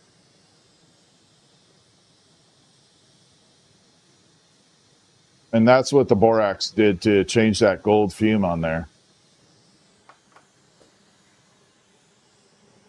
All right, we're going to pop this in. We're going to reheat the marble a little bit. I'll grab the eagle and we'll put it together. All right, got to get this out of the way because I don't need that. Let me show you the marble before we go too far. I told you those colors would look freaking fantastic. Now the red is popping in. Those colors look really good. Yeah, I'm pretty happy with that.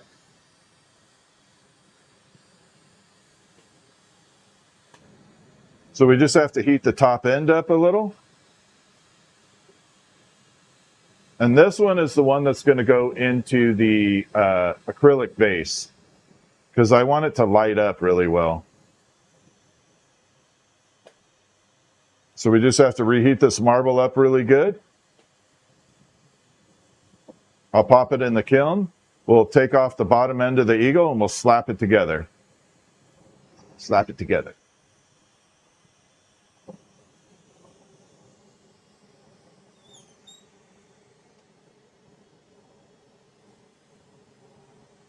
All right, let's grab our eagle.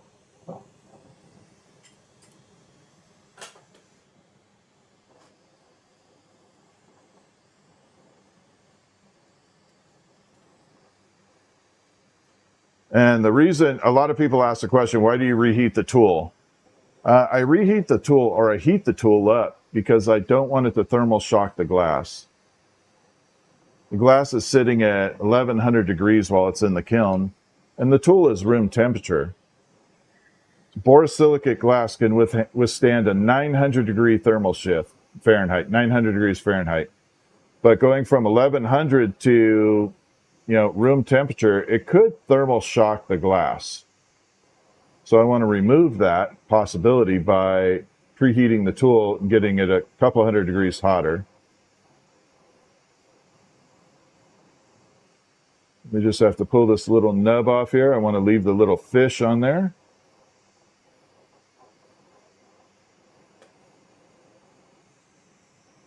There we go. Grab our marble without dropping the eagle.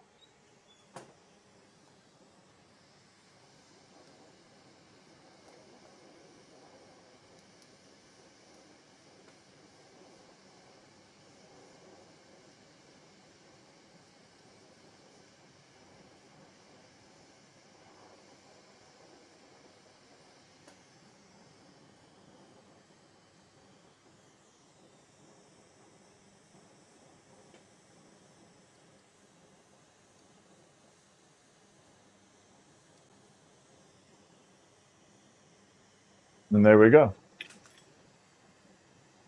So that'll go into the acrylic base. I think that'll look fantastic. The colors go really well together.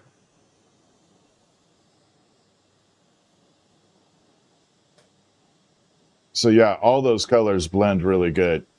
And I think it'll look fantastic in the base.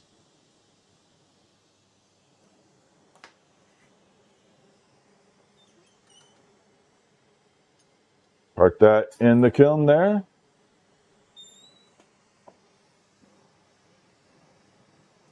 Okay, so I'm going to try and finish that pen, the sword dagger pen. Let's make a quick dragon head. I don't know how well I'll be able to do because I didn't plan it ahead of time, but let's make a dragon head. I want to see if I have any. This may make a cool dragon head. Do I have any red left? Let me see if I have red. I do.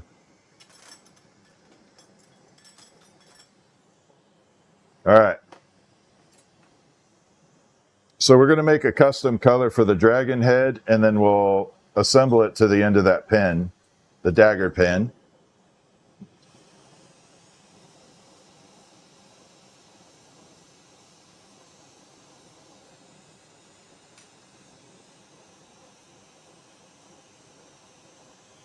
So we'll use the shimmer and the red, create kind of a funky little color, and then I got some of that caramel color left.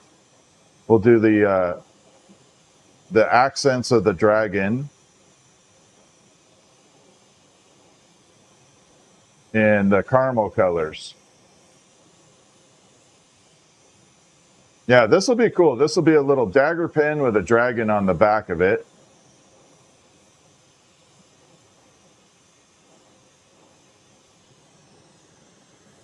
It'll be a baby, a little baby version of this guy. So we'll make a little mini version of this. I'll see if I can match the dragon head detail wise.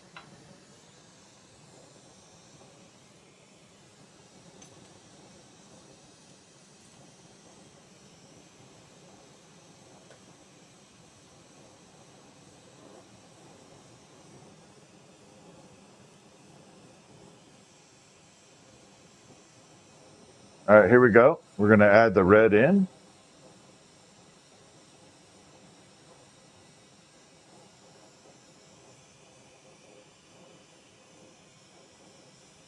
And there we go. We're going to add it in.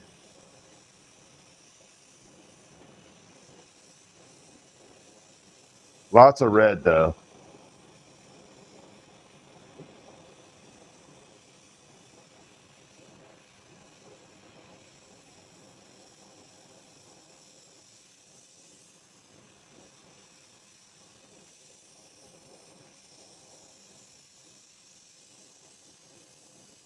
All right, we're getting there. A little bit more red.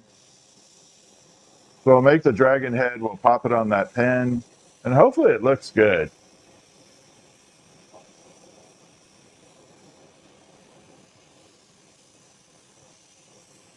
We're twins? I have no idea if we're twins.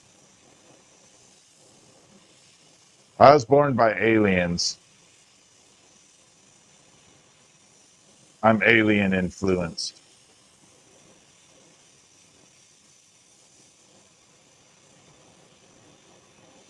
I have to be. All right.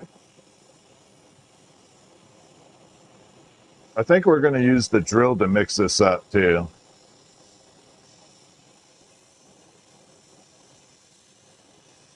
Then we'll create a dragon head for the pen, and hopefully it looks good.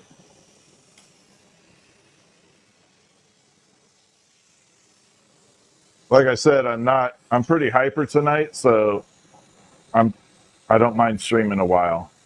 I know, right, Chrissy? I have to be an alien.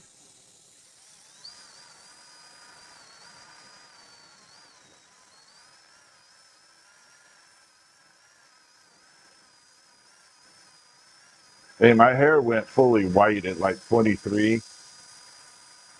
So, what do they call them? Like the Nordic aliens? I have to be one of those. Good night, Daisy girl.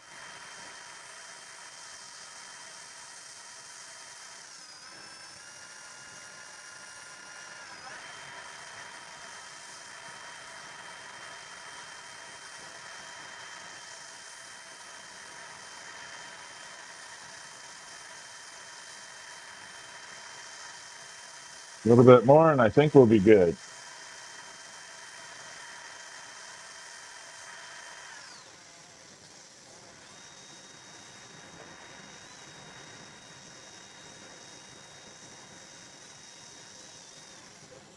All right, let's put this off to the side so I don't end up crushing myself and burning myself with it. All right, now we got this section right here that we're going to make the dragon head out of. This is going to be a fun dragon head.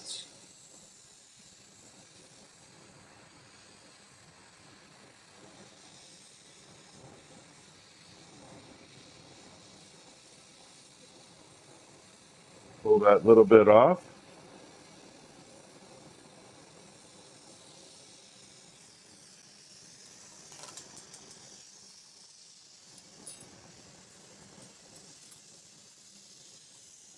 Grab this guy.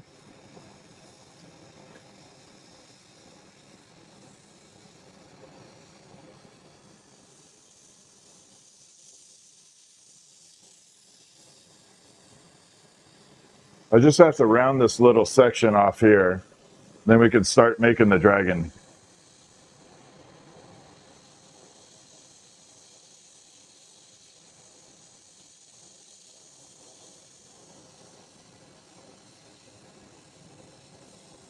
There we go.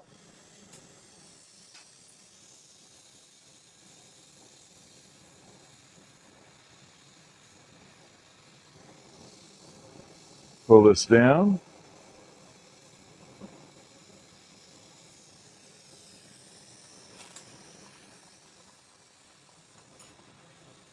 Okay, so for the dragon head, I'm trying to think if I want to do it exactly like that. Oh, I need my brass tool.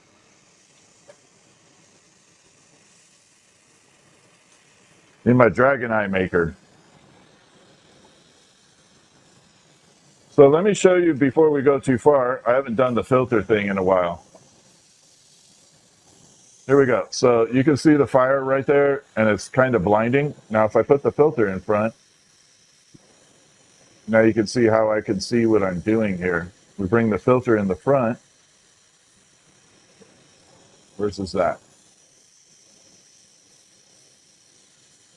Definitely a big difference, right?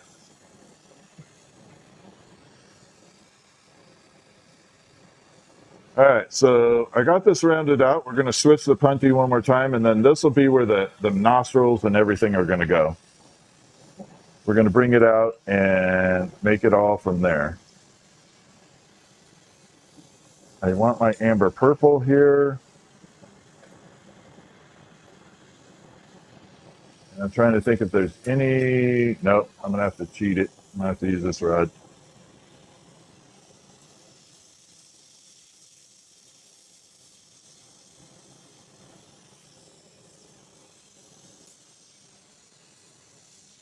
Let me show you the color before we go too far. And here we go. See all that shimmer? That's going to make one kick butt dragon head. And the red isn't showing up yet. It'll come in a little bit. Oh, Venice is awesome. I had a good time in Venice. They were actually really, really kind to me there. Normally they don't like glass blowers coming in that often, but yeah, they were very cool with me. I'm actually in talks with a studio in Murano right now. They want me to come down and do a demo in Italy with the live stream. But right now, with my mom being sick, there's no way I can go down there. Right now, with my mom being sick, I'm not going to leave.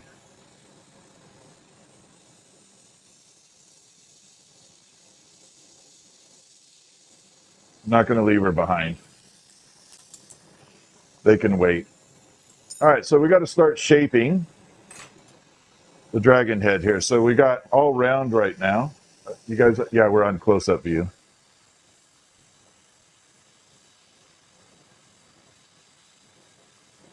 So we come in and we flatten, flatten, and flatten. So I only do 3 sides on this. I want to leave the top portion rounded.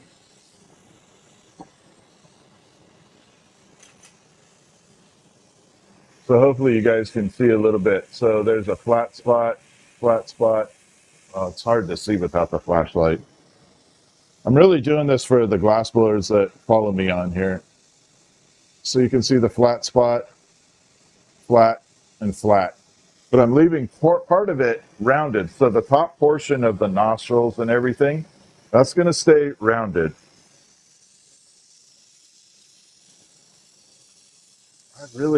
I was going to use amber purple, but I really think it'd be smarter to use this caramel color.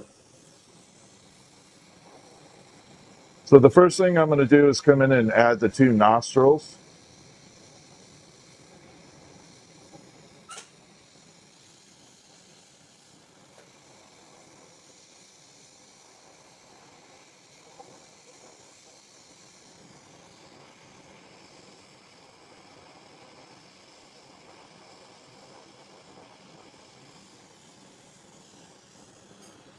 And I want to show, so we'll be doing this in stages. No, I'm not leaving my mom. All right, so there we got the 2 nostrils on there, right? Now you want to make them bigger than you think you need them, okay? Because when we go in and you use the little tungsten tool, you want to be able to have enough to be able to come in and add in that little detail in there.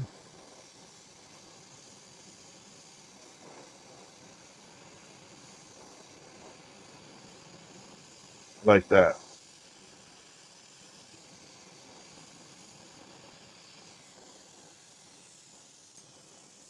So then we'll bring it over here.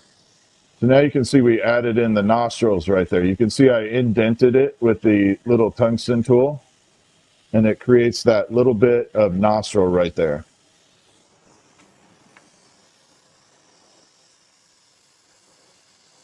Now, in order to do this, this isn't the biggest dragon head, so we have to do it we have to manipulate it a little bit differently. We're going to carve in the mouth a little bit by coming over here, putting a line right down.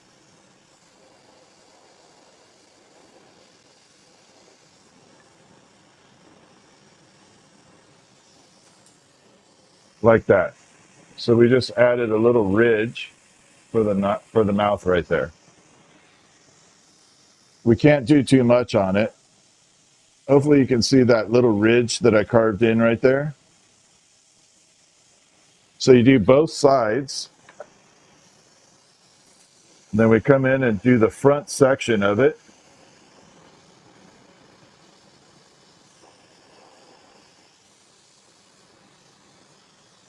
So I do the sides first, so I could tell where to put the front.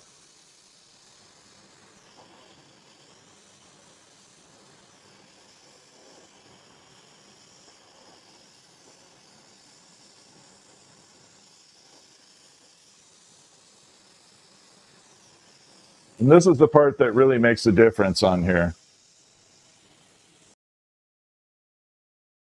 I hit mute. Damn it. Now that we have that side, now you can see where I created a little bit of a mouth right there. And the chin is coming down. So like the jawline, I carved it down so it has a little bit of a downward angle.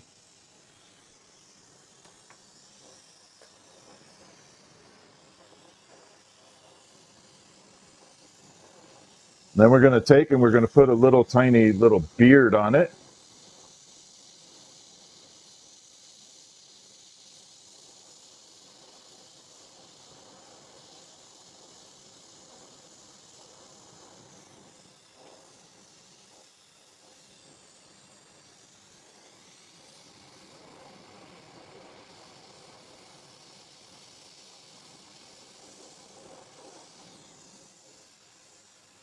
Blend it in.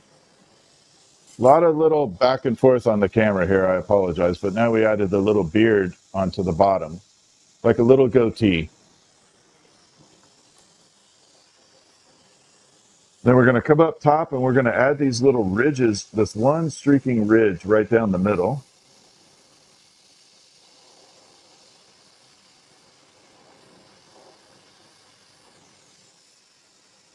Maybe a little bit bigger.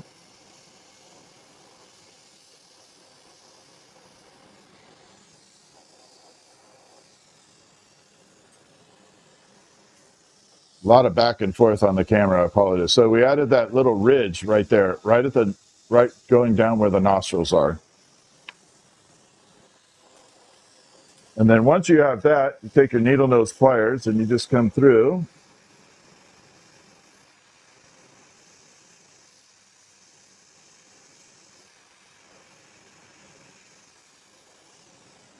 And you smash it down a tiny bit. Now you got the little ridges right there on the top of the nostril. And then we can pull these little points off of it. Little itty bitty spikes.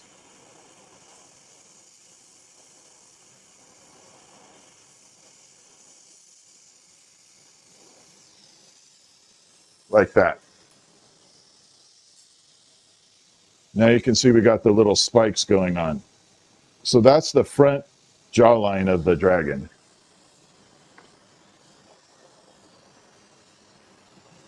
Now we're going to start building the rest of it out.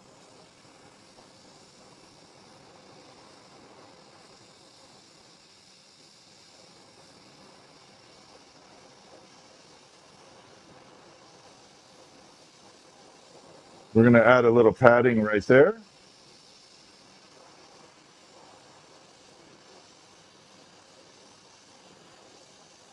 A little bit of padding right there. This is the cool part. We're going to need this tool, the carbon tool. And what's going to happen is I'm going to take that padding part that I just added right there on the side, and we're going to come and we're going to roll it across. Okay, it's going to flatten it and roll it across.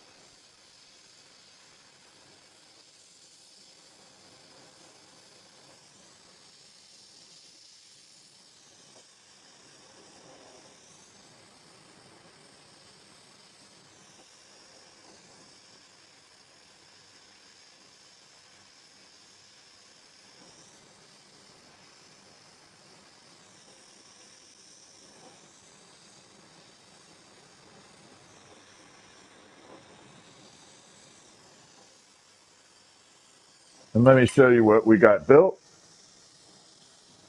So now you can see it has more of a defined triangle look to it right there. Like that. So now it's not just a blob, it actually has a triangle effect to it.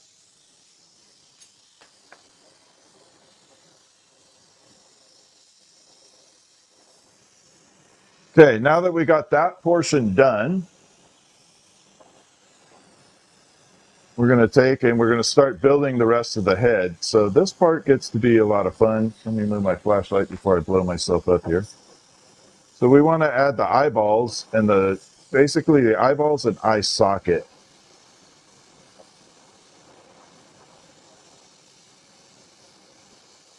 We're going to put a lot of big blob right here.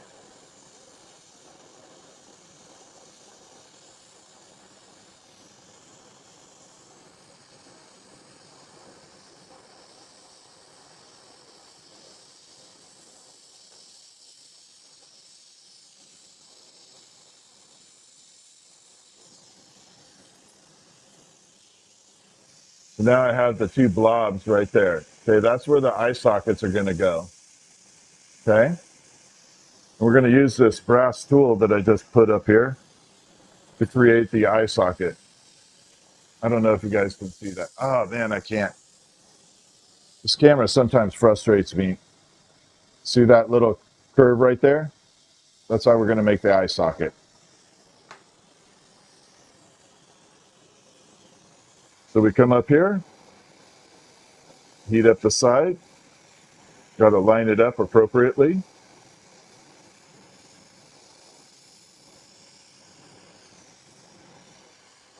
Do both sides.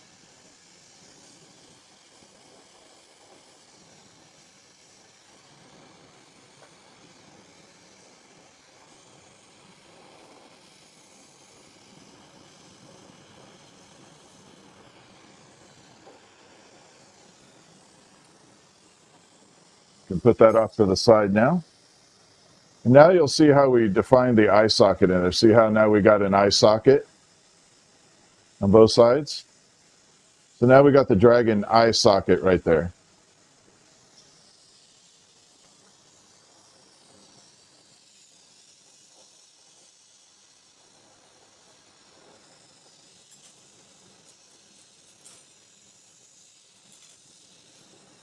And then from here, it gets pretty simple. We just start building it up.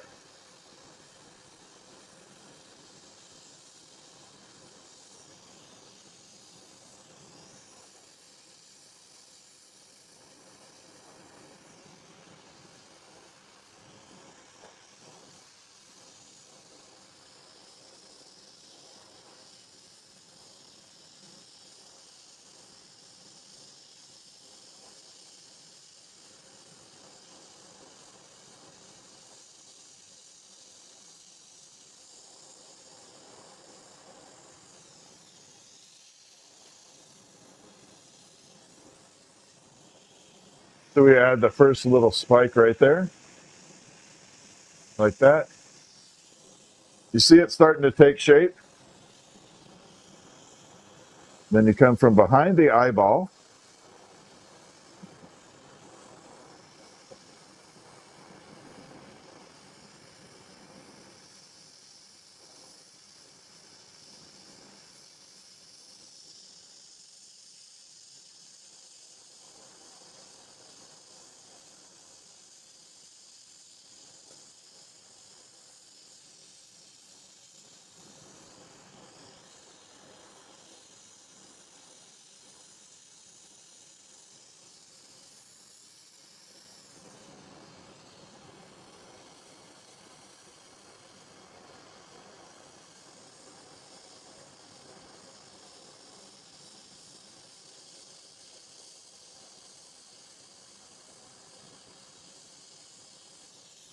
Add a little bit of ear horn, whatever you want to call it.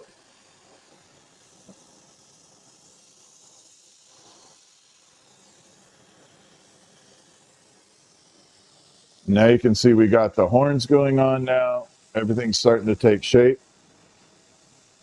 And then now that you have remember those little sides we melted on with the rod? We're going to take those and pull into points.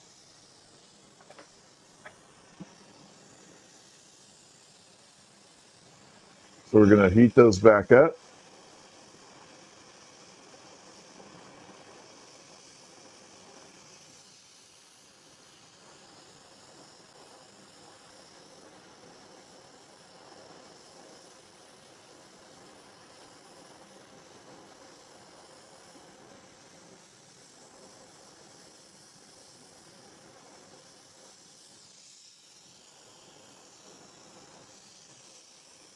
Add the little sides and point them out now.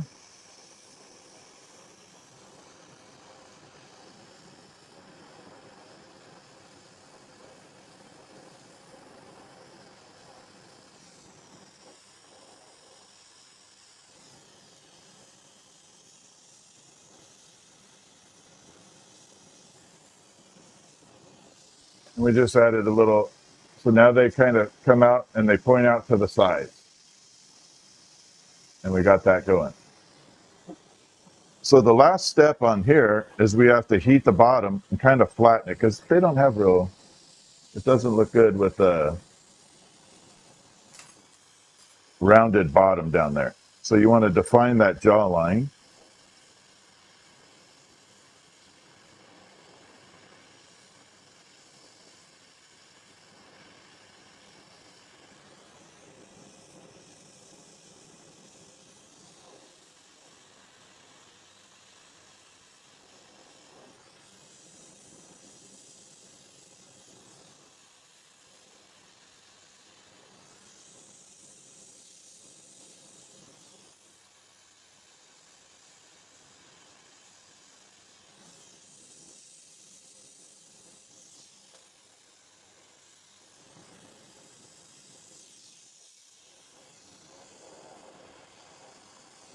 And there we go. Now look how much flattening that jawline did right there. So it took it from a little pudgy pig face down to find the jawline right there. So now we have a really cool jawline going down.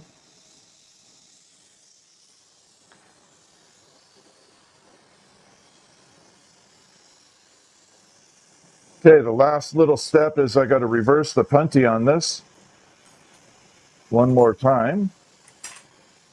So we're going to come right underneath where that chin, the little goatee area is. Going to mix a little bit of clear with it. Pull it down.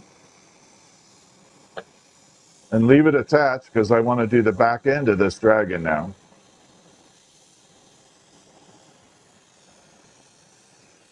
So we're going to detach here.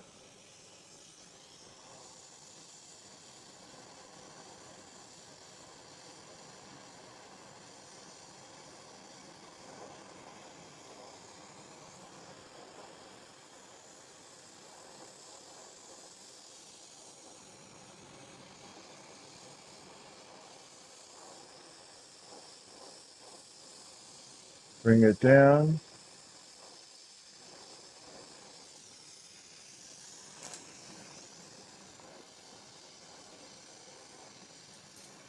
We want to kind of angle the back end where the neck is up a little opposite of the jawline now.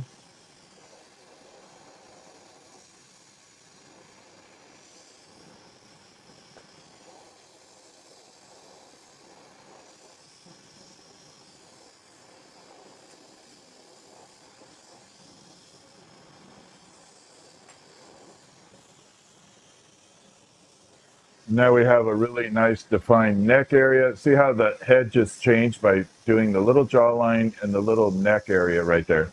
Totally changed everything up. So it's a lot of little stages, but there we go. We got the little dragon going. And then we're going to park that in the kiln. We're going to grab the dagger pen.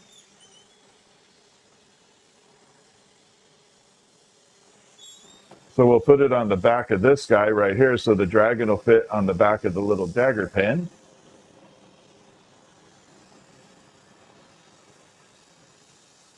I'm trying to figure where I want to attach this to do that.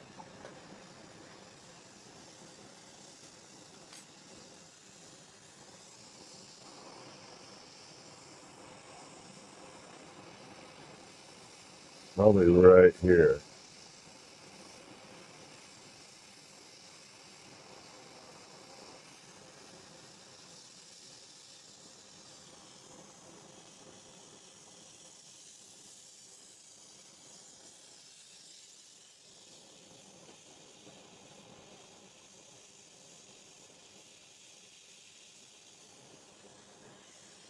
And then we can come back here and detach, melt all this off.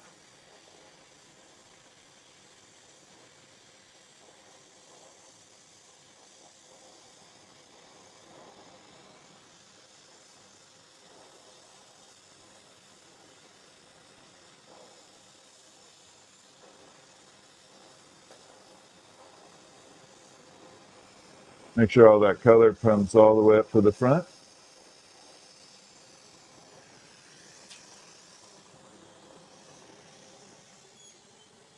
Grab our dragon head.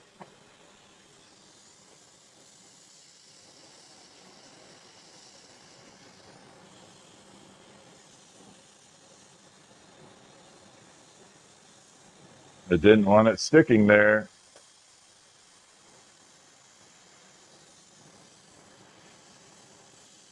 Yeah, I'm going to go this direction.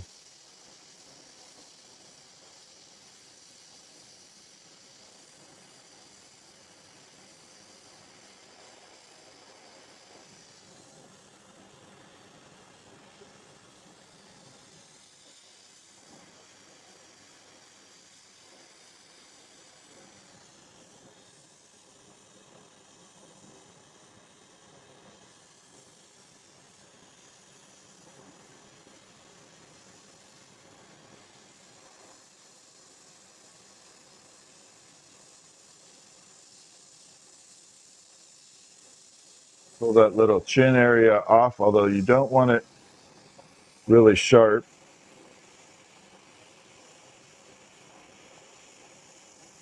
About like that.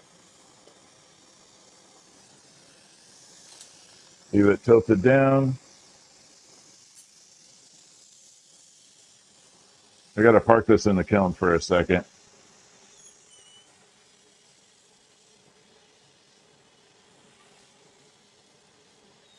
I got to attach this caramel to a holding rod so I can finish it up. Definitely need to attach this so we can finish this all up.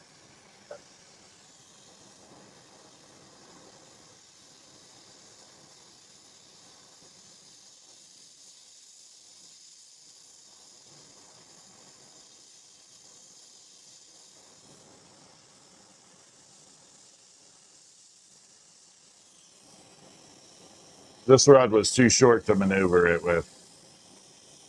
So we're going to go through and we're going to add little dragon spikes to the handle. And it should be good to go after that.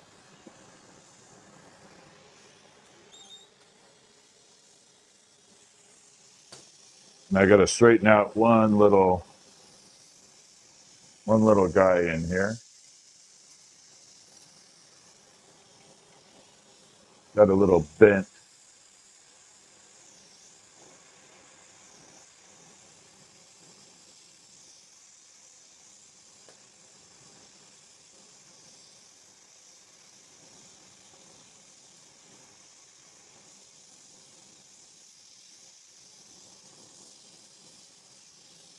There we go. All right, let's go ahead and add in the little dragon spikes.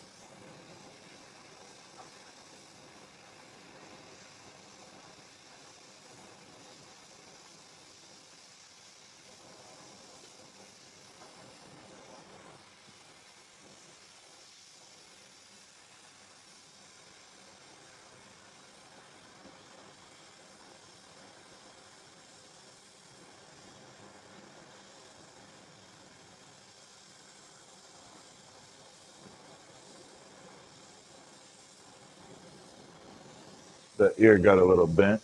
Back up.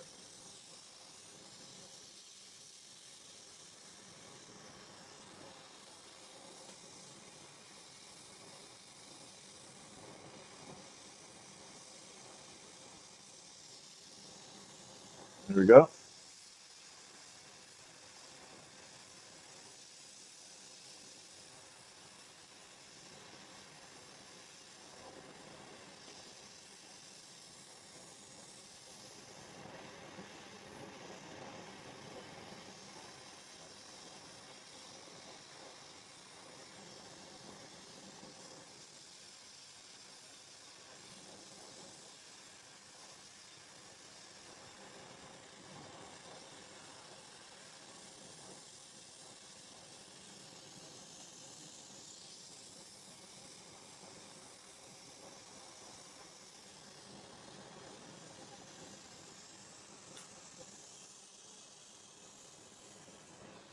Then we can bring it out. You can see we added the little spikes to the back of it. Got the dragon head going. Now we got the dragon dagger all set up. Got to pop it back in the kiln so I can detach that holding rod, but that is essentially done that way. Kind of a cool looking dragon. It's very similar to this one that we did. Oh, I can show it right there. So this dragon was done a while ago, but a totally different look. So just a totally different look on the dragon pin. So the ink insert goes right there. I don't know if I have one handy. I don't know if I have an ink insert right here. I don't think I do. No, I got to grab some and have it handy. But anyways, that's where the ink insert goes right there. So the ink insert fits right in there, and then it becomes a writing pen. Thank you, Christy. Yeah, I like it. I think that came out kind of cool. I love it. I think it looks good. And I'm going to show off our piggy again because I think it's just freaking adorable. Look how amazing the frosting looks on there. Look at that. I think the frosting just makes it look freaking awesome. And there's the little piggy right there.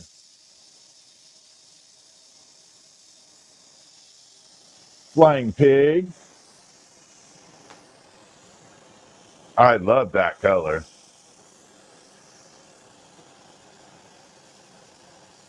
The frosting is a sandblasting technique that I have. It does, it's a little bit different. You have to use a specific material in the sandblaster to not etch it. You just want to kind of polish it. But you have to do it where you don't burn the fuming off of it. Yeah, you don't want to burn the fuming off of it. You want to, or sandblast the fuming off. You want to frost it without doing that. Okay. I want to finish up. I want to make a little birdie one more time, but I want to do a little custom. So we're going to do the bird out of cobalt, but we're going to silver fume it.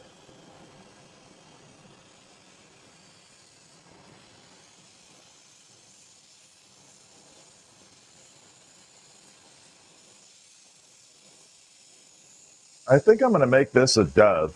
We're not going to do the hummingbird. We're going to do a dove.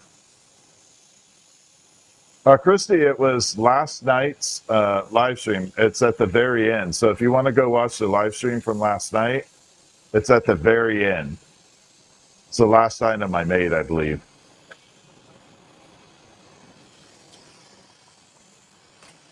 It's not a long video on that. All right, so we're going to preheat this blue. Yeah, we're going to do the dove.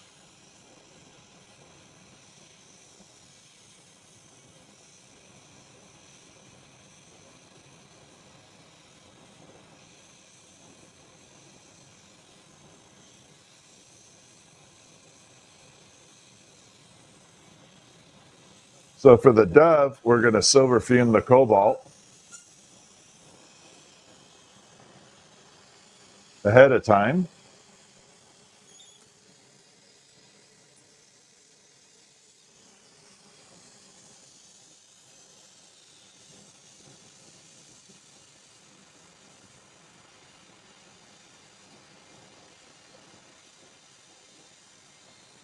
We're going to embed that cobalt in there before we even start it.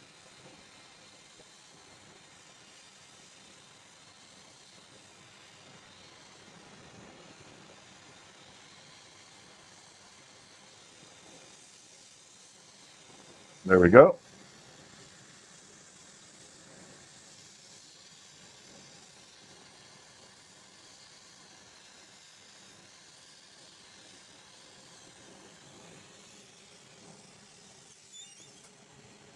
I'm running out of room in here. So right now we took all that But yeah, message me, Christy. I got you.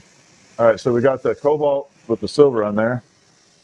I need to put a spotlight up here so you guys can see it and I don't have to use this flashlight all the time.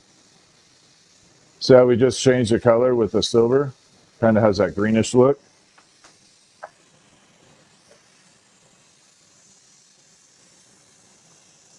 Let's go ahead and get this built out. I don't need my tools right there.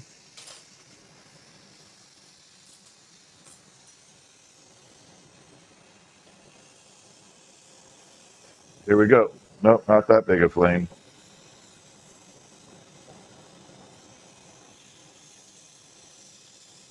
So now that we got the silver built in there, we're going to take this.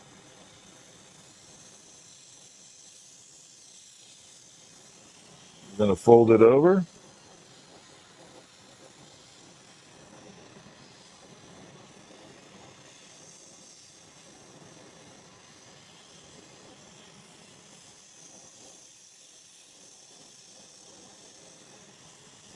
Add a little clear in there.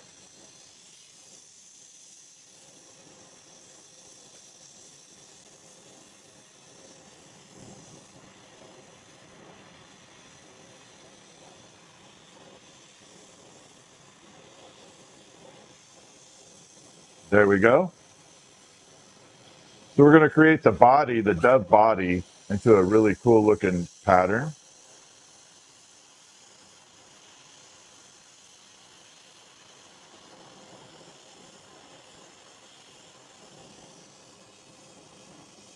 Bring it out.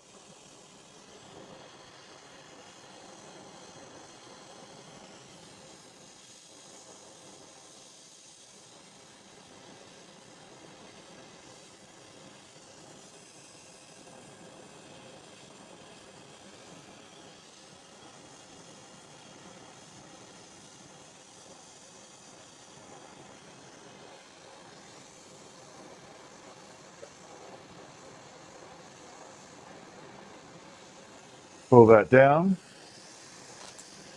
And that's where my tail is going to go. Have a good night, Christy. Thank you. Yeah, just message me. I got you. And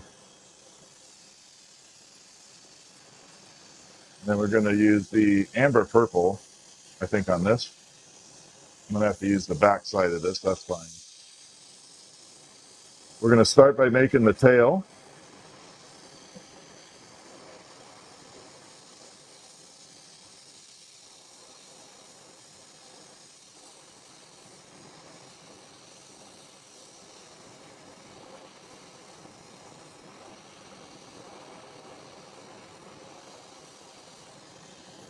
Meld that in. Go to the other side. Use the other side for the tail.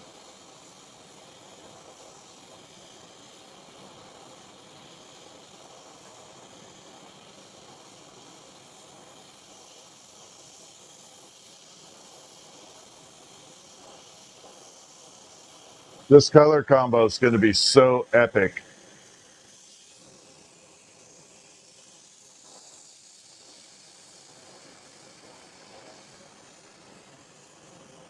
Now you can see we got the tail built. Now don't pay attention to what that color of the tail looks like right now. It's going to completely change.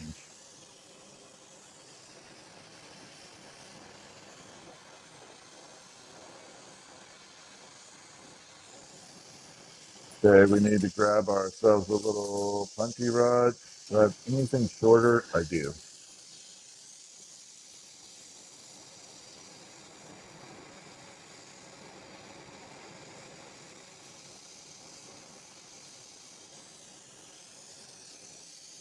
Then we got to make the head.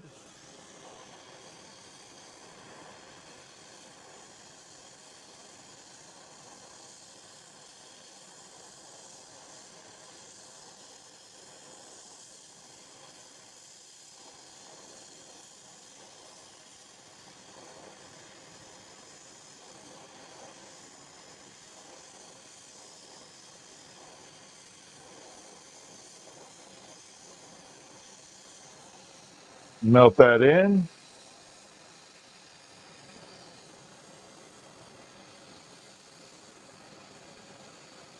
We're going to put a little hook on it.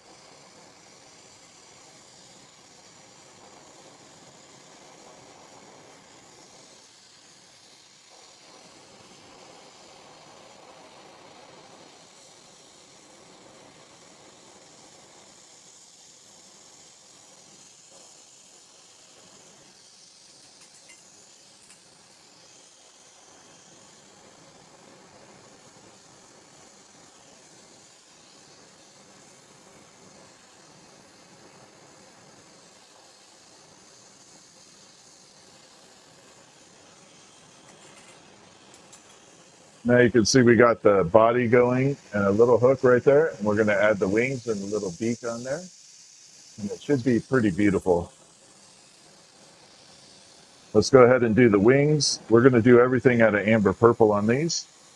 A great color combo for cobalt, especially cobalt with silver. Now for dove birds, you don't want the wings going up necessarily. You want them out a little bit, like a peace dove.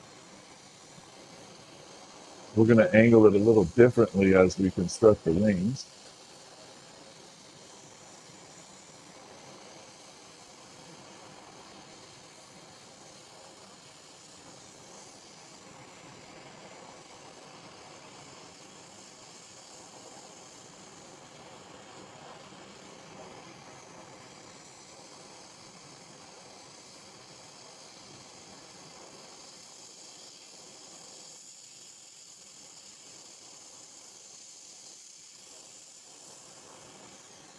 Like that.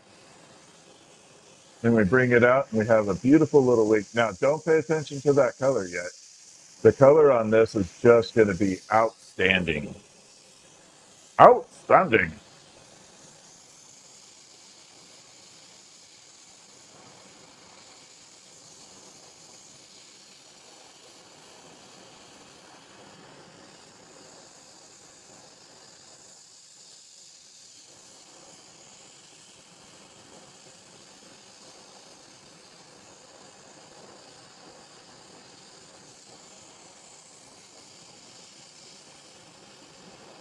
All right, we're getting there.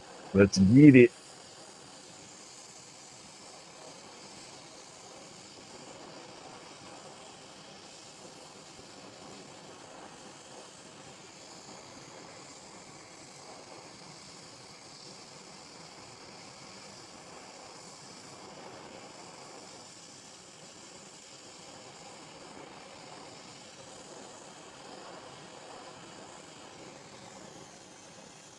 Oh, it's beautiful. I like making doves. I guess dove, bird, whatever you want to call it. There we go. Now we got the wings all centered in there. Do the do, that's right. And we got to add a little beaky beak.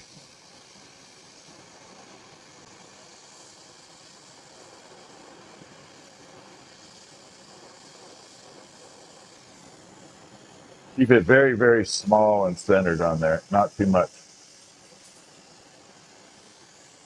And a couple little black eyeballs, and we'll be good to go.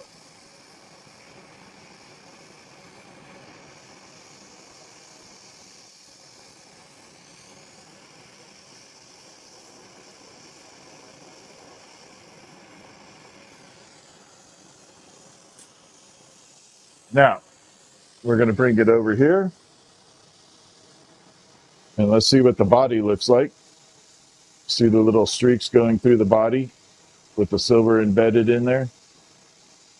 It just creates these little highlights in there so you don't have a normal cobalt look. Let's see if we can get the wings to strike up a little.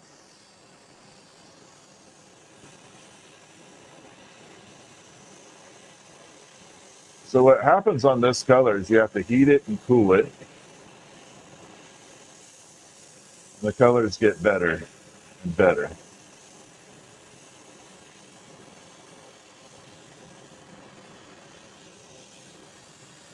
See, they went a little bit darker. Now that it's cooling off, we're going to do it again. What's up, Wood Tiger? How you been? Good to see you.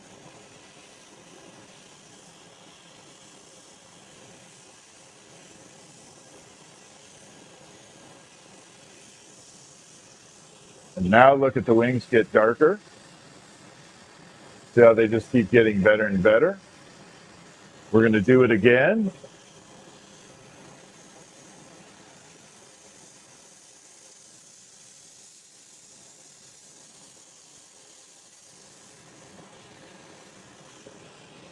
And again, here we go. it just keeps getting richer and richer as far as the color. The tail will do the same thing in the kiln. One last pass, and then I'll show you the full effect of this. And you're going to be blown away by how freaking cool this color looks under a flashlight. All right, here we go. You guys ready for the reveal? 3, 2, 1. Look at that purple. I told you it'd be badass. Look at that purple. Doesn't that just look totally different?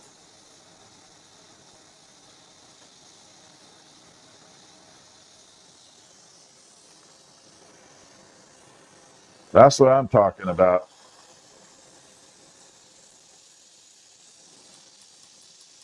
Nope, not going to melt off.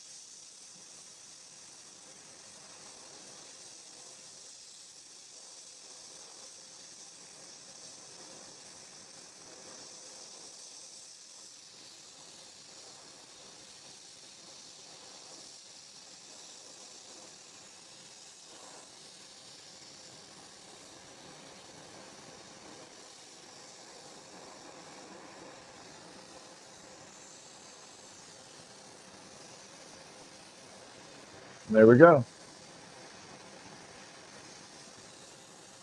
Little birdie birdie.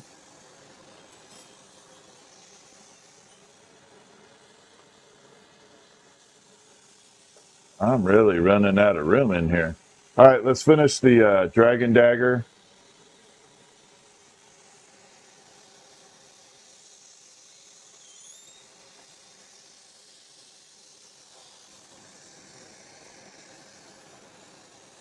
I don't know how to grip this very well.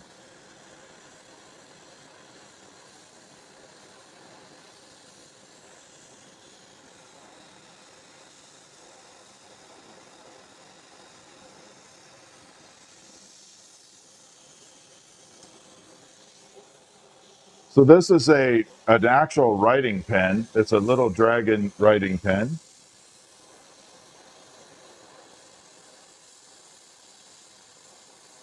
Once the color comes into effect, it's going to be absolutely beautiful.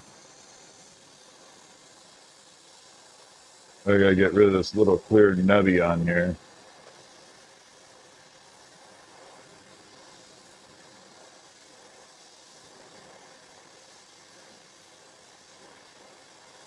And there we go.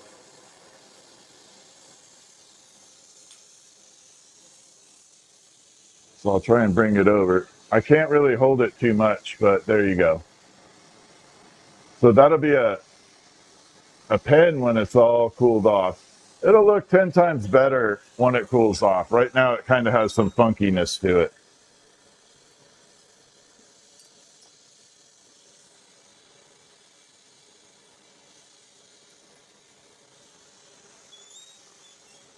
I got to finish this guy too. Birthday candle.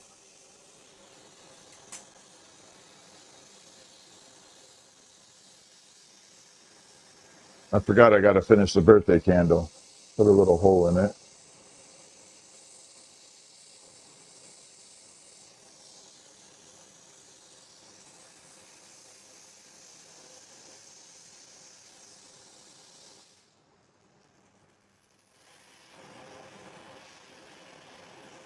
I just thought to put the hole right there.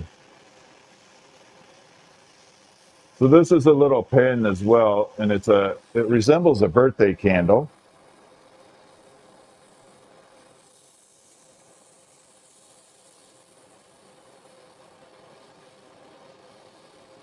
So I'll put a little hole in there, and then I'll cover it up once I get the other end done.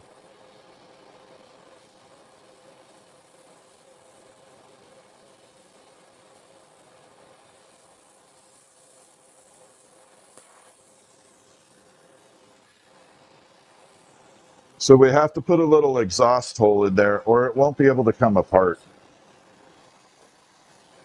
You'll never get it separated appropriately.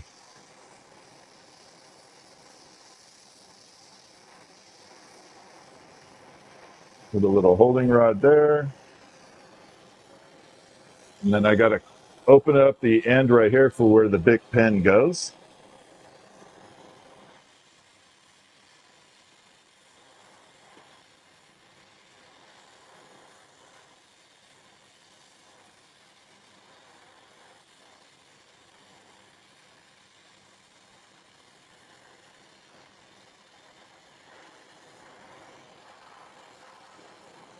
Separate that guy.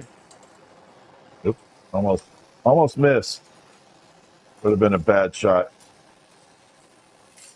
Let's go ahead and get this opened up for the big pen.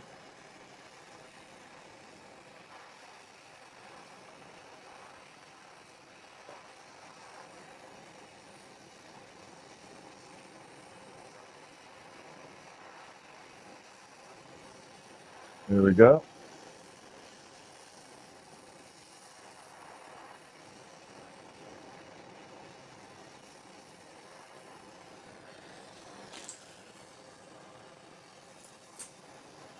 So yeah, this is a writing pen. It just takes a normal Bic insert. I design everything so it's easy to find refills and whatnot.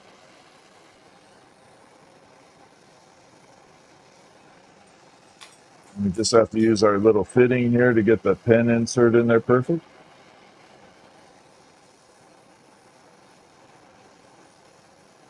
Wow, I got that right off the bat. That actually works good.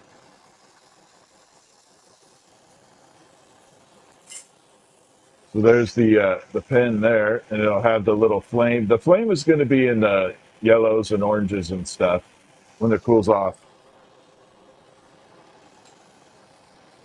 Okay, let's go ahead and bring it out.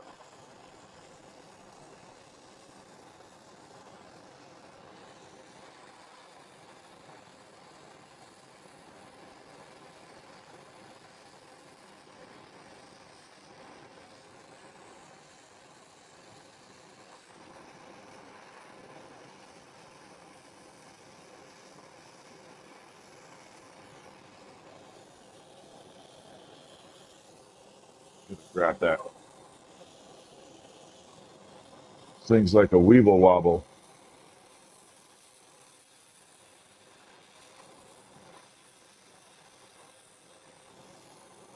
And we take a little bit of this purpley color here, or pink. We did pink. And cover that hole up, and we're good to go on this.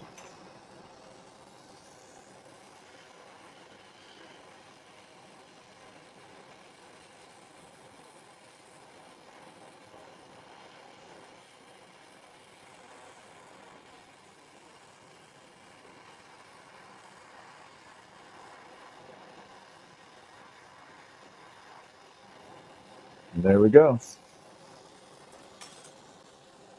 Now we got the birthday candle pin. So it should look like a candle when it's all cooled off. And then the Bic insert just goes in the bottom.